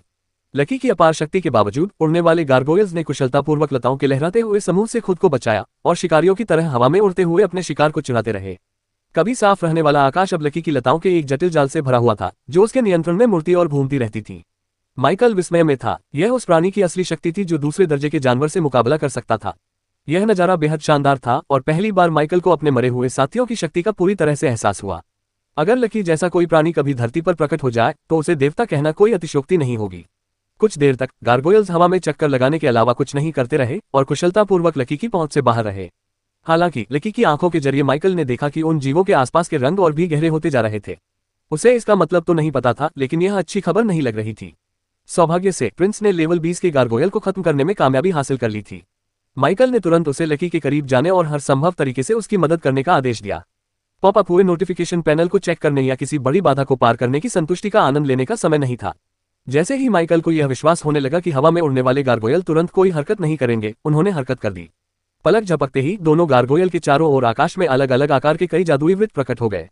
यह दृश्य देखकर माइकल की रीढ़ की हड्डी में सिहरन दौड़ गई। उसे नहीं पता था कि वे वृत्त किस लिए थे, लेकिन उसे यह समझने के लिए लकी की उन्नत इंद्रियों की आवश्यकता नहीं थी कि वे अच्छी खबर नहीं थे। छात्रावास के अंदर से भी जादुई घेरों से निकलने वाली अपार ऊर्जा को स्पष्ट रूप से महसूस किया जा सकता था। क्या यही कारण है कि उन्होंने पहले जवाबी कार्रवाई नहीं की? माइकल ने अपनी मुठ्ठियां भींच ली। अनिश्चितता ने उसके मन को जकड़ लिया। ये जीव, जो देखने में पत्थर के बने लगते थे, बुद्धिहीन नहीं थे। वे सोच सकते थे, रणनीति बना सकते थे और अब जाहिर तौर पर जादू का इस्तेमाल भी कर सकते थे। उन्हें इस बात का कोई अंदाजा नहीं था कि किस अवधारणा के तहत उनका अस्तित्व संचालित होता है, लेकिन यह उनकी अपेक्षा से कहीं अधिक व्यापक था। माइकल ने तुरंत कार्रवाई करते हुए अपने बगल में मौजूद हरे भरे भेड़िए के साथ अपने संबंध का उपयोग किया और उसे आदेश दिया कि वह उनकी सुरक्षा के लिए उनके चारों ओर मोटी लताओं का एक गुंबद बना दे। उसी समय उसने इमारत के भीतर मौजूद अपने अन्य मरे हुए साथियों को खुद को तैयार करने का मानसिक आदेश भेजा। हालांकि जादुई घेरे स्पष्ट रूप से लकी और राजकुमार को निशाना बनाकर बनाए गए थे, लेकिन इस बात की कोई गारंटी नहीं थी कि वे बीच में नहीं फंसेंगे। जैसे ही माइकल ने अपना आदेश दिया, जादुई घेरों का उद्देश्य स्पष्ट हो गया। घेरे के भीतर पत्थर के भाले प्रकट हुए और बिना किसी चेतावनी के अविश्वसनीय गति से लकी और राजकुमार की ओर बढ़े। सौभाग्य से माइकल ने पहले ही लकी को उनकी रक्षा करने का आदेश दे दिया था और घनी लताओं के एक गुंबद ने दोनों मरे हुओं को घेर लिया था। हालांकि भारी मात्रा में भाले चारों ओर से गुंबद पर प्रहार करने आए और धीरे धीरे उसे नष्ट करने लगे, लेकिन लकी को हराने के लिए इससे कहीं ज्यादा की जरूरत होगी। जैसे ही गुंबद के कुछ हिस्से कमजोर पड़ने लगे या टूटकर अलग हो गए, लकी ने तुरंत उनकी जगह और अधिक लताएं लगा दी, जिससे अवरोध बना रहा। कुछ समय तक ये सिलसिला दोहराता रहा। पत्थर के भाले टूटकर अंदर घुसते और फिर उनकी जगह नई लताएं उगाती। गुंबद के अंदर माइकल चारों ओर से अंधेरे से घिरा हुआ था और उसे बाहर क्या हो रहा था ये दिखाई नहीं दे रहा था। हालांकि कंपन और झटके स्पष्ट रूप से महसूस किए जा सकते थे। जैसा कि उसे आशंका थी, वास्तव में उसका पक्ष गोलीबारी की चपेट में आ गया था। ये कंपन केवल चल रहे हमलों के कारण नहीं थे, बल्कि उनके चारों ओर ढह रही परित्यक्त इमारत के कारण भी थे। उपन्यासों के अध्यायों को जल्दी और उच्चतम गुणवत्ता में पढ़ने के लिए गूगल पर तय novel_fire वेबसाइट खोजें। कम से कम फिलहाल तो वे सुरक्षित थे। न तो लकी और न ही प्रिंस तत्काल खतरे में प्रतीत हो रहे थे। फिर कंपन बंद हो गया। आगे कोई भी आदेश देने से पहले माइकल ने अपनी एक और क्षमता को सक्रिय किया, हड्डी का कवच। तुरंत ही उसके शरीर के चारों ओर कंकालनुमा हड्डियां बनने लगी, जिससे वह एक सुरक्षात्मक कवच में लिप गया। ये कवच संपूर्ण नहीं था, केवल उसके सिर्फ छाती, भुजाओं और पैरों जैसे प्रमुख क्षेत्रों को ही ढकता था, लेकिन मजबूत हड्डी की परत ने उसे कुछ हद तक आश्वस्त किया। अपनी सुरक्षा से संतुष्ट होकर माइकल ने अपना ध्यान वापस लकी पर केंद्रित कर लिया। उन्होंने आदेश दिया, गुंबद को खाली करो और मलबा हटाओ। हरे भरे भेड़िए ने तुरंत प्रतिक्रिया दी, लताएं हट गईं और हमले के बाद के दृश्य सामने आ गए। गुंबद के खुलने पर धूल और मलबा खिसक कर नीचे गिर गया और उसके ऊपर जमा मलबा एक तरफ हट गया। माइकल ने लकी के साथ अपनी दृष्टि फिर से जोड़ी और स्थिति का आकलन करने और अगले आदेश देने के लिए तैयार हो गया। तारांकन तारांकन तारांकन तारांकन। नाम माइकल नॉमन। वर्ग कुशल नेक्रोमेंसर। स्तर 15। EXP 0/17718। शक्ति 30.42। फुर्ती 41.16। संविधान 31.72। खुफिया जानकारी 110। 1 विशेषता अंक 30। कौशल मरे हुए प्राणियों को बुलाना, मरे हुए प्राणियों को पुनर्जीवित करना, पता लगाना, बुनियादी वार इंद्रियों को साझा करना, भला चलाना, एसिड शॉट हड्डी का भाला, धीमा अभिशाप हड्डी का कवच, लाश विस्फोट। प्रतिभा अनंत विकास। Class skill contract slot 20/40। उपहार उत्पत्ति का चिन्ह। हालांकि खुश होने का यह उचित समय नहीं था, लेकिन माइकल इस बात के लिए आभारी था कि उसने तब कोई कार्रवाई करने का फैसला नहीं किया जब लकी एक 3 सितारा दुर्लभ रैंक का अनडेड बन गया था और लेवल 18 पर था। उस समय के लकी को लेवल 20 के गार्गोयल के खिलाफ कड़ी लड़ाई लड़नी पड़ती, लेकिन फिर भी जीतने का मौका था। कई वर्षों की उपेक्षा के बाद गार्गोयल की शक्ति उसके स्तर से भी कम होनी चाहिए थी। हालांकि अगर माइकल उस समय अपनी नई बढ़ी हुई ताकत के कारण आवेग में आकर गार्गोयल का पीछा करता और आश्चर्यजनक रूप से बहुत करीब मौजूद इन 2 शक्तिशाली गार्गोयलों को जगह देता, तो उसे अपनी उत्पत्ति की भूमि पर अपनी पहली मृत्यु का स्वाद चखना पड़ता। सौभाग्य से उसने इतना लंबा इंतजार किया था कि वह इतना बड़ा हो गया था कि उनका मुकाबला कर सके। हालांकि मौजूदा स्थिति अभी भी अच्छी नहीं लग रही थी। एक अच्छा राक्षस वही होता है जो मरा हुआ हो। गुंबद के हटते ही माइकल बाहर के दृश्य के सामने आ गया। लकी और प्रिंस अभी भी लकी द्वारा बनाए गए बेलों के गुंबद में छिपे हुए थे, लेकिन चुनकी कई बैलें अभी भी गार्गोयल को करीब आने पर हवा में उछालने की कोशिश कर रही थी। इससे पता चलता है कि लकी को हमला करने के लिए अपनी आंख की जरूरत नहीं थी। एम्पायर के माध्यम से अपडेट रहें। इसकी लताएं इसके लिए आंखों का काम कर सकती हैं। हालांकि सूरज तेज चमक रहा था, लेकिन लकी की लताओं से आसमान ढका होने के कारण माइकल के आसपास का वातावरण धुंधला था। यह दृश्य देखते ही माइकल के मन में एक विचार आया। यह अजीब तरह से एक डोमेन जैसा प्रतीत होता था। सच कहें तो लकी ने अपनी पूरी ताकत का इस्तेमाल नहीं किया, क्योंकि उसने अपनी जहर वाली क्षमताओं का उपयोग नहीं किया। Pub future ads. लकी के रेस के नाम से ही यह स्पष्ट हो जाता था कि उसकी सबसे बड़ी खूबी क्या थी। हालांकि माइकल ने लकी से जहर से संबंधित कोई भी गतिविधि नहीं करवाई। एक तो वह पास ही था और इतना मूर्ख नहीं था कि यह सोचे कि लकी का मालिक होने के कारण वह उस जहर से प्रतिरक्षित हो जाएगा। दूसरी बात, गार्गोयल मांस और खून के राक्षस नहीं थे। माइकल को लगा कि ऐसी कला का इस्तेमाल करना सरासर समय की बर्बादी है। साथ ही उस कौशल के काम करने के लिए उन दोनों को लकी के करीब होना जरूरी था, लेकिन ये स्पष्ट था कि वे अपने इस फायदे को गंवाने वाले नहीं थे। कुछ क्षणों के लिए दोनों पक्ष गतिरोध की स्थिति में आ गए थे। माइकल इस स्थिति से निपटने के तरीके के बारे में बहुत सोच रहा था, तभी उसकी नजर किसी चीज पर पड़ी। एक टावर, जिन 2 गार्गोयल्स की वे शुरू में रखवाली कर रहे थे, उस टावर ने माइकल का ध्यान आकर्षित किया। यह नजारा काफी प्रभावशाली था। यह विशाल और घोर अंधेरा था और इसकी ऊंचाई 10 मीटर थी। यह इमारत सदियों से वीरान पड़ी होनी चाहिए थी, लेकिन फिर भी यह आश्चर्यजनक रूप से मजबूत प्रतीत हो रही थी। माइकल ने यह भी देखा कि इमारत के आसपास का इलाका भी लकी द्वारा प्लांट कंट्रोल के साथ किए गए उत्पाद से अछूता नहीं रहा था। माइकल इसे महज एक संयोग मानकर ही बैठा था कि तभी उसे पता चला कि किसी तरह लकी के आसपास का यही एकमात्र ऐसा इलाका था जिस पर पहले की तरह पत्थर के भालों से हमला नहीं हुआ था। माइकल ने यह देखा और थोड़ा और निरीक्षण किया। ये जानबूझकर किया गया है, माइकल को ये स्पष्ट रूप से दिखाई दे रहा था। वे टावर की रक्षा कर रहे हैं, माइकल ने अनुमान लगाया। उनकी शुरुआती स्थिति टावर के प्रवेश द्वार की रखवाली करना थी, इसलिए यदि वह कोई ऐसा प्राणी था जिसका उद्देश्य टावर की रक्षा करना था, तो यह समझ में आता है कि वे इसे स्वयं नष्ट करने का प्रयास नहीं करेंगे। टावर के इलाके को छोड़ने का उनका कारण शायद बेलों में फंसने से बचना हो सकता है। Pub future ads. इस व्यवहार से माइकल के मन में एक विचार आया और उसने मन ही मन लकी को एक आदेश भेजा। उपन्यासों के अध्यायों को पहले और उच्चतम गुणवत्ता में पढ़ने के लिए गूगल पर novelfire.net वेबसाइट खोजें। कुछ क्षण बाद लकी ने अचानक अपने चारों ओर के गुंबद को हटा दिया और आकाश में फैली हुई लताओं को भी समेट लिया, जिससे ऊपर स्थित सूर्य की रोशनी अंततः आसपास के वातावरण पर बेहतर ढंग से पड़ सकी। हालांकि इन सब के बावजूद गारगोयल करीब नहीं आया और आसमान में उड़ता रहा। माइकल को पहले से ही इसकी उम्मीद थी, इसलिए यह आश्चर्यजनक नहीं था। मैं देखना चाहता हूं कि क्या तुम तब भी वहीं ऊपर रहोगे, माइकल ने मन ही मन सोचा। बेशक लकी ने अपनी लताओं को थोड़ा सा वापस जमीन पर समेट लिया और पहले की तरह आसमान को नहीं ढका। इसका मतलब यह नहीं था कि उसने अपनी कुशलता को नकार दिया। अपने बगल में मौजूद मरे हुए हरे भेड़िए को अपनी रक्षा करने का मानसिक आदेश देते हुए माइकल ने अपने मरे हुए साथियों को कार्रवाई करने का आदेश दिया। अगर उनका मकसद टावर की रक्षा करना था तो माइकल को विश्वास नहीं था कि गारगोयल्स इसे नष्ट होते हुए देखते रहेंगे। लेकिन चूंकि वह उन्हें नीचे आने के लिए उकसाने की कोशिश कर रहा था, इसलिए उसे टावर पर हमला करने के अपने इरादे को बहुत स्पष्ट करना पड़ा, बजाय इसके कि वह वास्तव में इसे नष्ट कर दे और इन राक्षसों को बेकाबू कर दे अगर वे उस अवस्था में हों। वह टावर उस हिस्से पर एक प्रतिबंध था और माइकल ने सोचा कि भले ही वह इन राक्षसों को हरा न सके, उसे वहां से निकलने में कोई समस्या नहीं होनी चाहिए, क्योंकि अगर टावर की रक्षा करना उनका उद्देश्य और पहली प्राथमिकता है तो गारगोयल उसका ज्यादा दूर तक पीछा नहीं करेगा। अचानक राजकुमार, जो कुछ समय से निष्क्रिय था, ने अपनी क्षमता को सक्रिय किया और मोटी लंबी लताएं फैला दी जो टावर की ओर तेजी से बढ़ने लगी। यह देखने में तेज लग रहा था, लेकिन बीच में अनावश्यक हलचलें थीं, या यूं कहें कि दिखावटी हलचलें थीं, जिन्होंने वास्तव में गति को धीमा कर दिया। लेकिन इतना ही काफी था। और योजना के अनुसार, जैसा कि माइकल ने अनुमान लगाया था, गारगोयल्स का उद्देश्य टावर की रक्षा करना था। जैसे ही उन्होंने प्रिंस को निशाना बनाते देखा, वे पलक झपकते ही उस पर टूट पड़े। चूंकि माइकल को पहले से ही इसका अंदाजा था, इसलिए उसने लकी को, जिसने अपनी लताएं फैला रखी थीं, पहले ही आदेश दे दिया था कि जैसे ही गारगोयल सीमा के भीतर आए, वह अपनी लताओं का उपयोग करके एक गुंबदनुमा पिंजरा बनाए, जिसमें उन सभी को फंसाकर आपस में लड़ाई करे। बेशक माइकल गारगोयल को मारने के मौके के लिए अपनी जान जोखिम में नहीं डालने वाला था, खासकर तब जब इसकी संभावना बहुत कम हो, और यह संभावना भी तभी पूरी होनी चाहिए जब उसके मरे हुए लोग सुरक्षित और सही सलामत बच निकले। अगर योजना सफल हो जाती है और लकी उन्हें फंसाने में कामयाब हो जाता है, तो माइकल उनकी दृष्टि को अपनी दृष्टि से जुड़ेगा और उस क्षण के आधार पर योजना बनाएगा। जैसे ही लकी और प्रिंस हरकत में आए, माइकल ने भी नीचे की ओर जर्जर इमारत में मौजूद अन्य मरे हुए लोगों को हरकत में आने के लिए कहा। माइकल को एक बार फिर इस बात की असुविधा महसूस हुई कि उसके सभी मरे हुए प्राणी पाताल लोक में नहीं थे, जहां वह उन्हें अपनी इच्छा से बुला और हटा सकता था। अभी अगर वह लकी, प्रिंस और दो उड़ने वाले गारगोयल्स के बीच गोलीबारी में गलती से उनमें से किसी एक को खोना नहीं चाहता था, तो बेहतर होता कि वे शुरू से ही बाहर न होते।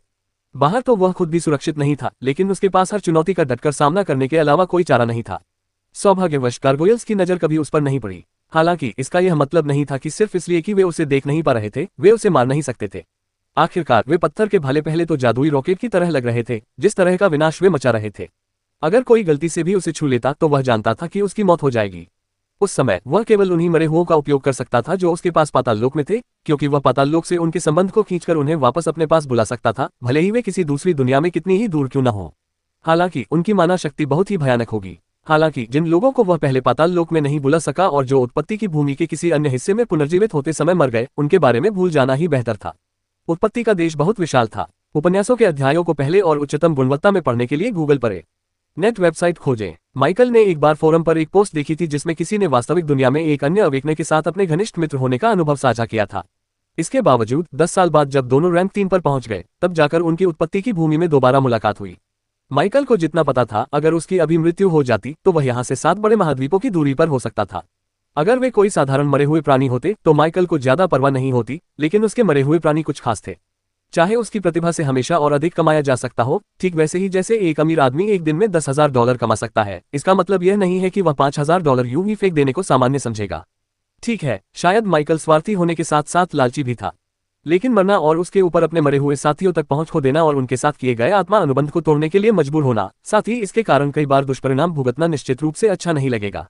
इसके अलावा एक और बात यह थी कि उसके दैनिक अंक कम हो जाएंगे और उसके आंकड़ों में 10% की कटौती होगी। मौजूदा माइकल इसे खोने के लिए बिल्कुल भी तैयार नहीं था। कुल मिलाकर वह इस लड़ाई में मरना नहीं चाहता था बल्कि जीतना चाहता था, और अगर वह नहीं जीत पाता तो किसी और दिन वापस आता जब वह और मजबूत हो जाता, जिसमें ज्यादा समय नहीं लगता। ये सभी विचार माइकल के दिमाग में कौंध गए। शेयर सेंसस कौशल का उपयोग करते हुए उसने लकी और प्रिंस की आंखों के माध्यम से अपने सामने गुंबद में हो रही घटनाओं को देखा। लताओं से घिरे गुंबद में दोनों गारगोयल के पास उड़ने के लिए बहुत कम जगह थी। उनके चारों ओर असंख्य लताएं थीं जो उन्हें उलझाने की कोशिश कर रही थी। Pub future ads. साथ ही गुंबद छोटा होता जा रहा था, जिससे वे और भी गिरते जा रहे थे। उन्होंने जल्दबाजी में मंत्रों का जाप करने की भी कोशिश की, लेकिन हर बार लताओं द्वारा बाधित होने पर उन्हें चोट लगी।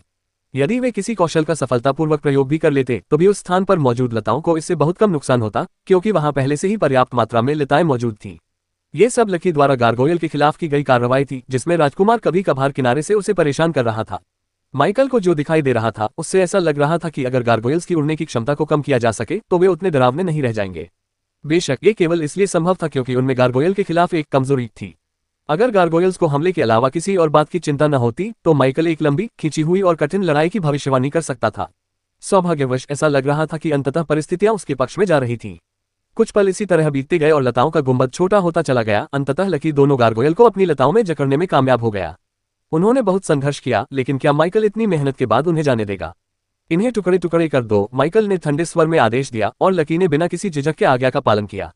बेलों से घिरे होने के बावजूद लकी तब तक खींचता रहा जब तक कि अंत में पत्थरों की तरह गारगोयल टुकड़ों में अलग नहीं हो गए। आपके एंडेड लकी ने एक लेवल 25 लेवल 39 विंग गारगोयल को मार गिराया और 3654 EXP प्राप्त किए। एम्पायर के साथ जुड़े रहें। आपको अपने एंडेड लकी से प्रतिक्रिया मिली है और आपने 448 EXP अर्जित किए हैं। आपके एंडेड लकी ने एक लेवल 25 लेवल 37 विंग गारगोयल को मार गिराया और 3547 EXP प्राप्त किए। आपको अपने एंडेड लकी से प्रतिक्रिया मिली है और आपने 389 EXP अर्जित किए हैं। इसके बाद माइकल ने उस नोटिफिकेशन को देखा जिसे उसने पहले नजरअंदाज कर दिया था। आपके एंडेड राजकुमार ने एक लेवल 20 लेवल 27 गारगोयल को मार डाला और 2888 EXP प्राप्त किए। आपको अपने एंडेड राजकुमार से प्रतिक्रिया मिली है और आपने 257 EXP अर्जित किए हैं।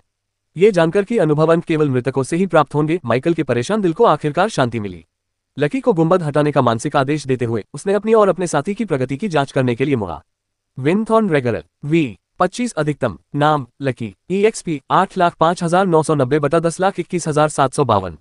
रैंक असाधारण। कौशल काटना, पादप नियंत्रण, उन्नत निपुणता, विश्व उन्नत निपुणता, वायरल वृद्धि, बुनियादी निपुणता, विषैले पुनरुत्थान, बुनियादी निपुणता। Master Michael नॉमन। अनडेड रेडथॉर्न लेवल 25 अधिकतम। तारांकन। नाम प्रिंस। EXP 2,38,677 बटा 10,21,752। रैंक दुर्लभ। कौशल काटना, पौधों पर नियंत्रण, मध्यवर्ती दक्षता, विश्व बुनियादी दक्षता। Master Michael नॉमन। गारगोयल्स को मारने से प्राप्त अनुभव अंक कम महत्वपूर्ण नहीं थे। इससे लकी और प्रिंस रैंक 2 के और करीब आ गए, खासकर लकी। फिलहाल लकी को आगे बढ़ने के लिए लगभग 200,000 और अनुभव अंकों की आवश्यकता थी। असल में लगभग 100 और गारगोयल मिल जाए तो लकी आगे बढ़ पाएगा, माइकल ने सिर हिलाते हुए सोचा। हालांकि यह मुश्किल लग रहा था, लेकिन कम से कम लकी रैंक में ऊपर जाने के उससे कहीं ज्यादा करीब था। स्थिति। नाम माइकल नॉमन। वर्ग कुशल नेक्रोमेंसर। स्तर 15। EXP 1094 बटा 17,718। शक्ति 30.42। फुर्ती 41.16। संविधान 31.72। खुफिया जानकारी 110.1। विशेषता अंक 30। कौशल मरे हुए प्राणियों को बुलाना, मरे हुए प्राणियों को पुनर्जीवित करना, पता लगाना, बुनियादी वार इंद्रियों को साझा करना, भाला चलाना, एसिड शॉट, हड्डी का भाला, धीमा अभिशाप, हड्डी का कवच, लाश विस्फोट। प्रतिभा अनंत विकास। Class skill contract slot 20/40। उपहार उत्पत्ति का चिन्ह। ये देखते हुए कि उसके अनुभव अंक लगभग 1/10 हिस्से तक भर गए थे, माइकल ने ये निष्कर्ष निकाला कि जिस तरह लकी को आगे बढ़ने के लिए लगभग 100 गारगोयल्स की आवश्यकता होगी, उसी तरह वह स्वयं भी अपने मरे हुए साथियों की प्रगति के साथ साथ अनुभव अंकों की प्रतिक्रिया के आधार पर ही लेवल अप कर लेगा। अपने सामने के पैनलों को अनदेखा करते हुए माइकल अपने बगल में मौजूद मरे हुए हरे भेड़िए की पीठ पर कूद गया और मन ही मन उसे लकी की स्थिति की ओर बढ़ने का आदेश दिया, इस बात की जरा भी परवाह किए बिना कि उसके नीचे मौजूद मरे हुए लोगों को कैसा महसूस हो रहा होगा। अनाम एंडेड इक्वल्स। जैसे ही माइकल गारगोयल के अवशेषों के पास लकी और प्रिंस की स्थिति की ओर बढ़ा, उसने उन्हें अपने पास आने के लिए बुलाने के बजाय अपने आसपास के वातावरण का अवलोकन करने का अवसर लिया। जब मरे हुओं ने अपनी लताएं हटा ली तो उसकी उत्पत्ति की भूमि का दृश्य अब बाधित नहीं था। उसका स्वागत खंडहरों के एक उजाड़ विस्तार ने किया, जिसका अधिकांश भाग उसके मरे हुए सैनिकों के कौशल और गारगोयल द्वारा फेंके गए पत्थर के भालों की बौछार से हाल ही में तबाह हो गया था। उसके पीछे एक विशाल इमारत के अवशेष पड़े थे, जिसे उसने परित्यक्त छात्रावास में इतना समय बिताने के बाद ध्यान में रखा था। उपन्यासों के अध्यायों को जल्दी और सर्वोत्तम गुणवत्ता में पढ़ने के लिए गूगल पर एटोवेलफायर नेट वेबसाइट खोजें। हालांकि जैसे जैसे उसने इलाके का और अधिक निरीक्षण किया, ये स्पष्ट हो गया कि केवल 2 ही इमारतें अपनी पूर्व भव्यता की कुछ झलक बरकरार रखे हुए थीं। उसके पीछे खंडहर हो चुका छात्रावास और सामने मंडराता हुआ चमकदार काला टावर। बाकी सभी इमारतें बहुत पहले ही ढह चुकी थीं और उनके अवशेष मरे हुए भेड़ियों और गार्गोयल्स के उत्पात से और भी ज्यादा मलबे में तब्दील हो गए थे। खंडहर किसी जंगल के भीतर स्थित प्रतीत होते थे क्योंकि इसके जीर्ण शीर्ण परिसर के परे घनी हरियाली का एक विस्तृत विस्तार फैला हुआ था। हालांकि माइकल को इस बात की जिज्ञासा थी कि क्या जंगल के उस पार सभ्यता मौजूद है, लेकिन इसकी खोज करना फिलहाल उसकी प्राथमिकता से बहुत दूर था। अगर वह किसी चीज की जांच करने जा रहा था तो वह इन्हीं खंडहरों की जांच कर रहा होता। तुम सब इधर उधर फैल जाओ और मुझे पत्थर या रेत के अलावा कुछ भी लाओ। कुछ भी मत तोड़ना, और तुम वहां उन गार्गोयल्स के अवशेष इकट्ठा करो। माइकल ने अपने पीछे खड़े 7 मरे हुओं को आदेश दिया। गार्गोयल के अवशेषों को इकट्ठा करने का काम उसने कार्यात्मक हाथों वाले मानवाकार मरे हुओं को सौंपा। उन्हें लकी या प्रिंस पर इतना भरोसा नहीं था कि वे उन्हें ऐसा काम सौंप सके। दूर से दिखाई देने वाले चमकदार काले टावर के अलावा खंडहरों में देखने लायक कुछ खास नहीं था। तब भी इस बात की कोई गारंटी नहीं थी कि इससे कोई लाभ मिलेगा। लेकिन गार्गोयल के अवशेष बिल्कुल अलग मामला थे। उनकी पत्थर जैसी दिखने के बावजूद माइकल को संदेह था कि उनके शरीर में विशेष पदार्थ मौजूद थे। गार्गोयल्स की पदवी और ताकत को देखते हुए उन्हें पूरा विश्वास था कि उनके अवशेषों की कीमत काफी अधिक हो सकती है। माइकल को तीसरे दर्जे के प्राणी की शक्ति के स्तर की कोई ठोस समझ नहीं थी, लेकिन उसने अनुमान लगाया कि उसके मरे हुए सैनिकों द्वारा पराजित गार्गोयल कम से कम उस स्तर की साधना के बराबर थे। भ्रम से बचने के लिए उनके आदेश जानबूझकर सरल रखे गए थे। यदि उन्होंने मृतकों को कोई भी मूल्यवान वस्तु लाने के लिए कहा होता तो ये पूरी तरह से मूल्य के बारे में उनकी सीमित समझ पर निर्भर करता। कोई व्यक्ति किसी साधारण पत्थर को भी कीमती समझकर गर्व से प्रस्तुत कर सकता था। फिर भी माइकल को ज्यादा उम्मीद नहीं थी। खंडहर वीरान लग रहे थे और अगर उनमें कोई कीमती सामान छिपा भी होता तो भी उसके साधारण मरे हुए लोग शायद उन्हें नजरअंदाज कर देते। अंततः ये स्क्रीनिंग का सिर्फ पहला दौर था। कम से कम इससे जगह को साफ करने और बाद में खोज को आसान बनाने का दूसरा उद्देश्य तो पूरा हो ही गया। जब तक सभी गार्गोयल के अवशेषों को एक साथ लाकर माइकल के सामने नहीं रखा गया तब तक उसने उन पर डिटेक्ट का इस्तेमाल नहीं किया था। गार्गोयल लेवल 20, रैंक दुर्लभ, यही वह चीज थी जिसने कई दिनों से उसके प्रवेश द्वार को अवरुद्ध कर रखा था। अंततः युद्ध के बाद माइकल को इतनी बड़ी बाधा को पार करने की संतुष्टि का अनुभव हुआ। अगर 2 अतिरिक्त गार्गोयल न होते तो यह आसान होता, लेकिन सौभाग्य से सब कुछ ठीक ठाक समाप्त हुआ। इसके बाद माइकल ने उन 2 अन्य गार्गोयल की जांच की जिनके बारे में वह उत्सुक था। पंखों वाला गार्गोयल लेवल 25, रैंक दुर्लभ। पंखों वाला गार्गोयल लेवल 25, रैंक दुर्लभ, सिर्फ 3 सितारा दुर्लभ जीव। माइकल ने थोड़ा आश्चर्यचकित होकर बुदबुदाया। उसे संदेह था कि पंख होने से उच्च श्रेणी का संकेत मिलता है, संभवतः लकी के समान, लेकिन ऐसा नहीं था। दरअसल वे पंखहीन गार्गोयल के समान स्तर पर थे। हालांकि माइकल इस खुलासे से हैरान नहीं हुआ। वह पहले से ही जानता था कि एक ही पद के भीतर भी भिन्नताएं हो सकती हैं। एक सामान्य स्लाइम एक स्टार कॉमन रैंक का होता है, बिल्कुल गोब्लिन की तरह, लेकिन गोब्लिन आमतौर पर कई मामलों में अधिक बहुमुखी होता है। अगर वे असाधारण श्रेणी के जीव होते तो भले ही लकी की प्रजाति की श्रेणी ऊंची होती, फिर भी ये 2 बनाम 1 की लड़ाई होती जिसमें हारने की संभावना बहुत अधिक होती, माइकल ने सोचा। सौभाग्यवश ऐसा नहीं हुआ। दुर्भाग्यवश गार्गोयल से स्पिरिट क्रिस्टल या ऐसी कोई भी लूट की वस्तु नहीं मिली। क्या इसका कारण यह है कि इन्हें कृत्रिम रूप से बनाया गया था? माइकल ने अनिश्चितता से सोचा, लेकिन उसे लग रहा था कि शायद यही कारण हो सकता है। बहरहाल ऐसा नहीं था कि उसे गार्गोयल से कुछ मूल्यवान चीज हासिल नहीं हुई थी। शवों को अलग अलग करने और प्रत्येक भाग पर अलग अलग डिटेक्ट का उपयोग करने के बाद माइकल को निम्नलिखित लूट का पता चला। साम्राज्य पर और भी अध्याय खोजे। ऑब्सीडियन फोर्ज मिश्र धातु, गहरे रंग की धातुओं और ऑब्सीडियन जैसे खनिजों का मिश्रण जो लचीलेपन और उच्च स्थायित्व के साथ पत्थर जैसी बनावट प्रदान करता है। आमतौर पर टिकाऊ संरचनाओं या गोलेम के निर्माण के लिए उपयोग किया जाता है। नसदार टुकड़ा, नीले हरे रंग की नसों वाला एक हल्का लेकिन टिकाऊ टुकड़ा जिसका उपयोग अक्सर ऊर्जा संचालन करने वाले उपकरण बनाने के लिए किया जाता है। पंखों का आवरण, पंख जितने हल्के लचीले धातु की प्लेट वायुगतिकीय संरचनाएं बनाने के लिए आदर्श। कोरस्टोन, यह एक घना काला पदार्थ है जो माना को संग्रहित और स्थिर करने की अपनी क्षमता के लिए मूल्यवान माना जाता है। क्रिस्टल गोला, ऊर्जा डिटेक्टरों और एम्पलीफायरों के निर्माण में उपयोग किया जाने वाला एक चिकना पैटर्न वाला पत्थर। ईथरस्टोन, एक हल्का पारदर्शी पत्थर जिसमें गुरुत्वाकर्षण विरोधी गुण होते हैं, जिसका उपयोग अक्सर उत्तोलन उपकरणों में किया जाता है। रूंड कोर, एक अनियमित आकार का केंद्र जिस पर चमकते हुए प्रतीक चिन्ह बने हुए हैं, जो उन्नत मशीनों के लिए ऊर्जा स्रोत के रूप में कार्य करता है। किसी तरह हर चीज का विवरण पढ़ने पर ऐसा महसूस हुआ मानो हम किसी तकनीकी आविष्कार को देख रहे हों। ऐसा लगता है कि गार्गोयल को गोलेम कहा जा रहा है। इससे माइकल को मीरा और उसकी कक्षा अल्केमिस्ट याद आ गई। पृथ्वी पर मौजूद काल्पनिक कथाओं के अपने ज्ञान के आधार पर उसे ये किसी जादुई वैज्ञानिक के संस्करण जैसा लगा, लेकिन वह गलत भी हो सकता था। हालांकि अगर वह सही था तो माइकल ने कुछ पल के लिए सोचा कि क्या मीरा एक दिन इस तरह की कोई चीज बना सकती है। अगर वह ऐसा कर सकती है तो अल्केमिस्ट शायद एक मजबूत दुर्लभ क्लास है। यह मानते हुए कि यह वास्तव में एक दुर्लभ क्लास है, लूटी गई वस्तुओं की प्रकृति को देखते हुए माइकल के चेहरे पर विचारमग्न भाव आ गया। उसकी निगाहें दूर स्थित विशाल काली इमारत पर टिक गईं। क्या यह जगह अतीत में किसी प्रकार का अनुसंधान स्थल थी? गार्गोयल के आंतरिक तंत्र की जटिल डिजाइन और कार्यप्रणाली ने उसे चकित कर दिया। कई वर्षों तक उपेक्षित रहने के बाद भी यह अभी भी काम कर रहा था, हालांकि इसकी क्षमता कम हो गई थी। यह अपने आप में इसके रचनाकारों के कौशल और प्रतिभा का प्रमाण था। हालांकि गार्गोयल की ताकत ने भी उसे सोचने पर मजबूर कर दिया। ये स्पष्ट था कि खंडहर कई वर्षों से वीरान पड़े थे, फिर भी क्षय के संकेत प्राकृतिक थे, न कि किसी हिंसक संघर्ष के परिणाम। तो यहाँ कभी रहने वाले सभी लोग कहाँ चले गए? माइकल ने संभावनाओं पर विचार करते हुए अपनी भौहें सिकुड़ी। क्या वे अपना सारा कीमती सामान लेकर वहां से चले गए? लेकिन ऐसे संसाधनों वाले लोगों को पलायन करने के लिए क्या मजबूर कर सकता है? माइकल ऐसी चीजों का विश्लेषण करने में माहिर नहीं था और कुछ व्यर्थ अटकलों के बाद उसने हार मान ली। यहाँ जो कुछ भी हुआ वो बहुत पहले की बात है। ये जगह अब वीरान है, लेकिन मुझे फिर भी सतर्क रहना चाहिए। कौन जानता है कि यहाँ किस तरह के आविष्कार अभी भी मौजूद हों। माइकल की उम्मीदें बहुत ज्यादा नहीं थीं। यह कोई अचानक नष्ट हुई जगह नहीं थी, बल्कि ऐसा प्रतीत होता था कि इसे सुनियोजित तरीके से खाली कराया गया था। जो भी वास्तव में मूल्यवान वस्तुएं थीं, वे बहुत पहले ही ले ली गई होंगी, और जो कुछ भी नहीं लिया गया था वह अब तक धूल में तब्दील हो गया होगा। फिर भी उसे कुछ ऐसा मिल जाने की उम्मीद बनी रही जिसे बेचकर वह कुछ पैसे कमा सके। माइकल को इस बात का एहसास नहीं था कि मूल्यों के प्रति उसकी समझ धीरे धीरे विकृत हो रही थी। उनकी प्रतिभा से मिलने वाले विकास अंकों की तुलना में बाकी सब कुछ तुच्छ प्रतीत होता था। जहां अन्य लोग खजाने की संभावित कमी से निराश हो सकते थे, वहीं माइकल ने बस कंधे उचकाए और संभावित बिक्री पर ध्यान केंद्रित करते हुए अपने काम में लग गया। एम्पायर पर नए अध्याय पढ़ें। इस तरह की विकृत मानसिकता के साथ ये तो समय ही बताएगा कि माइकल किस चीज को मूल्यवान समझेगा। माइकल ने खंडहरों के संभावित इतिहास पर विचार करना बंद कर दिया और गार्गोयल्स के सभी अवशेषों को अपने भंडारण स्थान में रख दिया। यह अफसोस की बात है कि वे मांस रहित राक्षस हैं, इसलिए मैं उन पर अनडेड रिवाइवल का इस्तेमाल नहीं कर सकता, उसने बुदबुदाते हुए कहा। इस विचार से वह निराश हो गया। उपन्यासों के अध्यायों को पहले और सर्वोत्तम गुणवत्ता में पढ़ने के लिए गूगल पर नवंबर NAT वेबसाइट खोजें। गार्गोयल्स की शक्ति और उड़ने की क्षमता को देखने के बाद अपने शस्त्रागार में एक उड़ने वाले मरे हुए प्राणी को शामिल करने की उसकी इच्छा और भी बढ़ गई। दुर्भाग्यवश ऐसा प्रतीत होता था कि वह इच्छा आसानी से पूरी नहीं होगी। काश मैं चील जैसे सामान्य जानवरों को विकसित कर पाता। माइकल अचानक रुक गया, उसके चेहरे के भाव बदल गए और उसने अपने दांत भींच लिए। क्या सच में मुझे ये बात अभी सूझी? जब तक वह मांस वाला जीवित प्राणी था, उसे मरे हुए में बदला जा सकता था। चीलें या यहाँ तक कि मछली जैसी साधारण चीजें भी इस मानदंड पर पूरी तरह खरी उतरती थीं। यह विचार उन्हें सरल और साथ ही साथ बहुत ही चतुराई भरा लगा।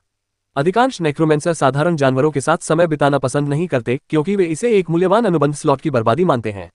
लेकिन माइकल बिना किसी खास कठिनाई के उच्च श्रेणी के मरे हुए प्राणियों को हासिल करने की अपनी अनूठी क्षमता के कारण अलग तरह से सोच सकता था। एक साधारण जानवर शायद ज्यादा से ज्यादा एक स्टार वाला सामान्य श्रेणी का प्राणी होगा, लेकिन मरे हुए प्राणी बनने के बाद मैं निश्चित रूप से उस पर अपने विकास अंक खर्च कर सकता हूं, है ना? जैसे ही यह विचार माइकल के मन में आया, वह इसे भूला नहीं सका। उसके दिमाग में कई संभावनाएं उमड़ रही थीं। चींटियां, मधुमक्खियां, अनगिनत अन्य जीव जिनमें दिलचस्प विशेषताएं हैं। अगर वह उनमें विकास करे तो क्या होगा? इस विचार ने उनमें प्रयोगों के प्रति एक नई जिज्ञासा और उत्साह भर दिया। हालांकि ये जानते हुए कि उसे किन कार्यों पर ध्यान केंद्रित करना है, माइकल ने खुद को शांत करने के लिए मजबूर किया। अपने विचारों को स्थिर करने के बाद माइकल ने अपनी निगाहें काले टावर की ओर घुमाई। एक गहरी सांस लेते हुए उसने मन ही मन लकी और प्रिंस को अपने पीछे आने का आदेश दिया, और जैसे ही वह उस भव्य इमारत के प्रवेश द्वार के पास पहुंचा, उसने उन्हें अपने आगे खड़ा कर दिया। प्रवेश द्वार काले रंग का धातु का दोहरा दरवाजा था, जो पहली नजर में भारी और दुर्जय प्रतीत होता था। लेकिन माइकल को इसकी कोई खास चिंता नहीं थी। चाहे धातु हो या पत्थर, पर्याप्त बल लगाने से अंततः वह गिर ही जाएगा। अपने आसपास के वातावरण का संक्षिप्त अवलोकन करते हुए उसने अपने सबसे निकट स्थित एक ओर्क को बुलाया, जिससे वस्तुओं की उसकी खोज में बाधा उत्पन्न हुई। इसे तोड़ दो, माइकल ने दरवाजों की ओर सीधे इशारा करते हुए आदेश दिया। ऑर्क ने बिना किसी झिझक के आदेश का पालन किया। उसने अपनी मुट्ठी पीछे खींची और दरवाजे पर जोरदार प्रहार किया। बूम! एक जोरदार टक्कर की आवाज गूंजी, लेकिन दरवाजा अनडैमेज रहा। इसके बजाय इसकी सतह पर जटिल जादुई घेरे मंद रूप से चमक रहे थे, जो हमले की शक्ति को अवशोषित कर रहे थे। जादुई घेरे, और वे अभी भी काम कर रहे हैं? माइकल ने आश्चर्य और जिज्ञासा से भरे स्वर में बुदबुदाते हुए कहा। स्पष्ट बाधा के बावजूद माइकल अविचलित रहा। जारी रखो, रुको मत। ओर्क ने आज्ञा का पालन किया और लगातार मुक्कों से दरवाजे पर प्रहार करने लगा। Bang bang bang! गार्गोयल्स के साथ युद्ध के बाद कुछ समय के लिए शांत रहे ये खंडहर अब फिर से शोरगुल से भर गए थे। माइकल चुपचाप देखता रहा, क्योंकि ओर्क के हमले लगातार जारी थे। धीरे धीरे उसने देखा कि हर प्रहार के साथ जादुई घेरों से निकलने वाली रोशनी मंद होती जा रही थी। इसमें कोई हैरानी की बात नहीं, माइकल ने सोचा। इतने सालों बाद उन्हें अपनी चरम सीमा पर नहीं होना चाहिए। ये तो बस समय की बात है। ऑर्क, जो अनंत शक्ति वाला अमर प्राणी है, जरूरत पड़ने पर कई दिनों तक ऐसा कर सकता है। जादुई घेरे अभी भी सक्रिय थे, इस तथ्य ने माइकल को आशा दी। अगर टावर की सुरक्षा व्यवस्था बिना रखरखाव के इतने लंबे समय तक टिकी रही होती, तो इस बात की अच्छी संभावना थी कि उसके अंदर अभी भी बहुमूल्य खजाने मौजूद हों। जैसे ही ओर्क ने अपना निरंतर हमला जारी रखा, माइकल ने संक्षेप में खंडहरों के अन्य हिस्सों की खोजबीन करने पर विचार किया। हालांकि जब उसने देखा कि ओर्क के शरीर से हल्की धुंध रिस रही है, तो उसने तुरंत उस विचार को खारिज कर दिया। ऑर्क का शरीर भी थोड़ा बढ़ गया था, लेकिन वह दिखाई दे रहा था। जिज्ञासावश माइकल ने ऑर्क के साथ अपने जुड़ाव को महसूस किया और उसे पता चला कि वह अपनी प्रगति की कमी से निराश हो गया था। अपनी झुंझलाहट में ओर्क ने सहज रूप से अपनी एक क्षमता को सक्रिय कर दिया था। Bang bang! हमले पहले से ज्यादा कठोर, तेज और बलशाली होते गए। जादुई घेरों की रोशनी काफी तेजी से मंद पड़ने लगी। क्षण भर के लिए दरवाजे से अपना ध्यान हटाकर माइकल ने उस कौशल के विवरण की जांच की जिसे ओक ने सक्रिय किया था। उसने अपने मरे हुए प्राणियों को विकसित करने में इतना समय बिताने के बावजूद इसकी पहले कभी जांच नहीं की थी। बरसेर्क बुनियादी महारत प्रवीणता 0.7%। बरसेर्क क्षमता उपयोगकर्ता की शारीरिक शक्ति और चपलता को अस्थायी रूप से 25% तक बढ़ा देती है, लेकिन इसके बदले में रक्षा क्षमता 10% कम हो जाती है और आक्रामकता काफी बढ़ जाती है। इस क्षमता के सक्रिय रहने पर सहन शक्ति तेजी से कम होती है।